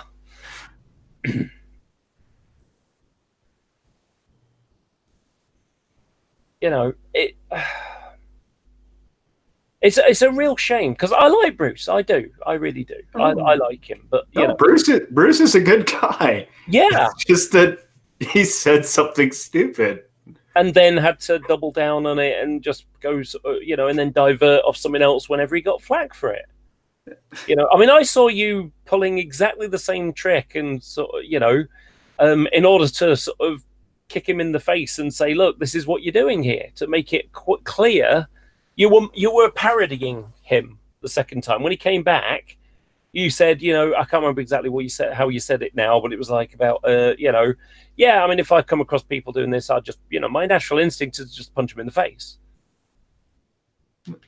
You know, you were mocking exactly what he said you know, that he thought was okay. It's just, if I don't care who you are or what you say. If you say something that I find funny or stupid, I'm going to call you out on it. I'm going to make fun of you for it. Doesn't matter who you are. Doesn't matter how well our relationship is. And it's like, if you take it a bit too close to the chest, guess what? It's kind of a Streisand effect where it just kind of compounds upon itself. And I'm going to have a bit more fun with it. Yeah, I'm an asshole. I'm a jerk. I tend not to do that unless someone is a dick. Yeah, you know. But when he started, really enjoy doing it. It's the reason why I keep talking to Jill. Yeah. So. But the thing about it is, tonight, you know, it was because it frustrated me to see someone who is generally a nice guy doing all these things to, you know, to twist it and change it and create these ad hoc, you know, these things that are made up on the spot, you know, things just to, you know, to be a contrarian, effectively. Well, it's not even to be a contrarian. It's really just, it could have easily have been resolved by saying, okay, well, I misspoke. Or, well, saying, well, you know, not necessarily justified, but, you know, you would put yourself in a dangerous situation by doing that. Not understandable that someone would punch you in the face, because that isn't understandable. That's not an understandable reaction for somebody putting themselves in between a conflict. And especially doing something weird that, if you understand anything about how people react, if you walked into, like, if you saw two people who were basically like about to get into a bar brawl and you walked right in between them and started doing magic tricks, the natural reaction isn't for them to punch you out. It's, they'd probably first of all be confused and then slightly fascinated and then slightly amused. It's just basic human psychology. Yeah. That was a mess. It was fun, though. A mess. It was a bit fun, though. Oh, I saw you put your hand in your face and laughing there. Oh, that bit earlier. Yeah. Oh. It was you know, you know, you said synonym and he said, I don't know about cinnamon. I like, what was it? I like. What is this about nutmeg? I don't know. Yeah, I'm like, oh my gosh. Like, he should have rolled with that. But he may have tried, but it went in a different direction. Yeah. You know, the cinnamon. Oh dear me, that was so bad. That was good. If that was intentional on his part, you know, that was well played. Yeah. Hats off to that. I couldn't help but laugh. You know. But then again, oh gosh, I'm not comparing him to this idiot yesterday. But I did have something idiotic happen yesterday. So I had a postman delivered a parcel. It was a sack. And it's like, I wasn't even expecting a parcel, but there it was. So I signed for it and off he went. And then I came in the living room with it and I got my scissors and cut the top open to have a look. And there were two or three big bags of powder, you know, and it was like, it might have been cinnamon. There were spices, you know, and in it said, you know, from Ethiopia. And it's like, okay, this isn't mine. And so I looked at the address on it because I hadn't actually looked at the address. And it's got my upstairs neighbor on, who lives at number 11 and I live at number 10. And what the guy what I'm just going to show you. So what had happened was when the person who'd written the address, they just used normal, a normal pen, and they'd just gone over the lines a couple of times. So they'd gone like 2 and then put another 2 to, make it look. And so you got 2 lines, to make a 1 that's got a little tiny bit of air in it. But right above it is the phone number, which has got, so I went out on the balcony and I shouted the guy and I said, "Hey, you've delivered to the wrong address. It's for a different place." So he comes back up and I said, "You've got the wrong address here, mate. That's 11, not 10. And he goes, "Well, that looks like an O to me." I said, No, it's not. Look at the phone number above. That's an O. And he went, "No, that's an O." And I said, No, look, the number 11. That's a 1. He said, "Yeah, but that's on the address." I said, "Yeah, but it's still a number." And he went, No, that's a phone number. That's an address. And he basically couldn't make the rational thing that this is the address for the place and that one's a phone number. So effectively, because the number of my front door, of a front door, the address had a number on it that has no relevance to a phone number with a 0. I mean, I'll just hold up what I mean is, so if we imagine, we've got flat 11 and you can see there's like a little slither of it. It wasn't even that, it was more like that. And then above it, you've got a phone number and you can see that's a 0 and that's not a 0 and that's a 1 and that's, that is more like that than like that. And so I tried to explain it and he just couldn't understand it. He's like, "But that's a phone number and that's an address." How do you deal with someone like that? Now there's 2 choices here. Either the guy is a lot like GMan and Ronnie or whatever, who cannot accept that they might be wrong and can't accept that thing that looks like a couple of sticks but has a little tiny bit of air in between is also a 1. And, and the thing that above, he either can't accept it, he's just too egotistical that he won't accept that he made a mistake, or he's an idiot and hasn't got the ability to be able to rationalize that you can make an inference about what that one is based upon what that one is. That you can make an inference on, because that one looks like that one's not one of those. That's not an O. It astounded me that someone could be that stupid.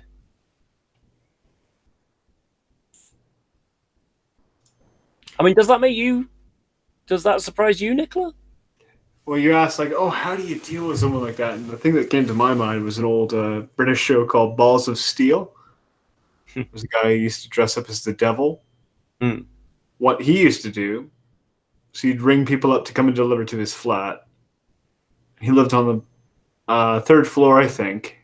When they came round, he would just dump a bucket of water on their head. Mm. You could do that if they, made such a mistake again. Just call them back, dump water on them. Then that way, at least they'll remember your flat. You won't make the mistake again. For better or worse. I mean, I could understand if, he delivered to the other building, which also has a 10 and 11 or whatever. So he basically, it was the right number.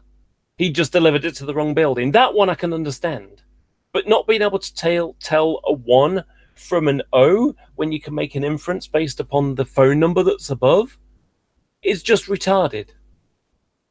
And even if he delivered it by mistake and, made the mistake, to say that those aren't related, that the number in an address field and the phone number, they don't have any relationship to each other, that just baffled me. just baffled me. So, you know, it's amazing how much we've diverted off of GMan. It is. So, oddly refreshing. Yeah. I mean, like I say, you can't really do a lot with GMan because you just say, yeah, this person's an idiot. And how many multiple ways can you say this person is an idiot? And the same with the rest of the clown car posse, you know, and the alt clown car posse, you know, equally a bunch of idiots, you know, and just, you know. So I think I'm going to take this offline now. I'm going to go offline with it. So, yeah, thanks for watching, everybody. Can't believe we've got 17 people still watching this. So I hope everyone has a lovely day tomorrow whenever they get up. You know, it's actually 6:17 in the morning. I haven't gone to bed. Well, that's not true. I had a nap earlier on, but probably why I'm still awake now. Anyway, have a good night, everybody. Have a nice tomorrow and weekend. So, bye-bye. You want to say goodbye, Nicola? Goodbye. Bye.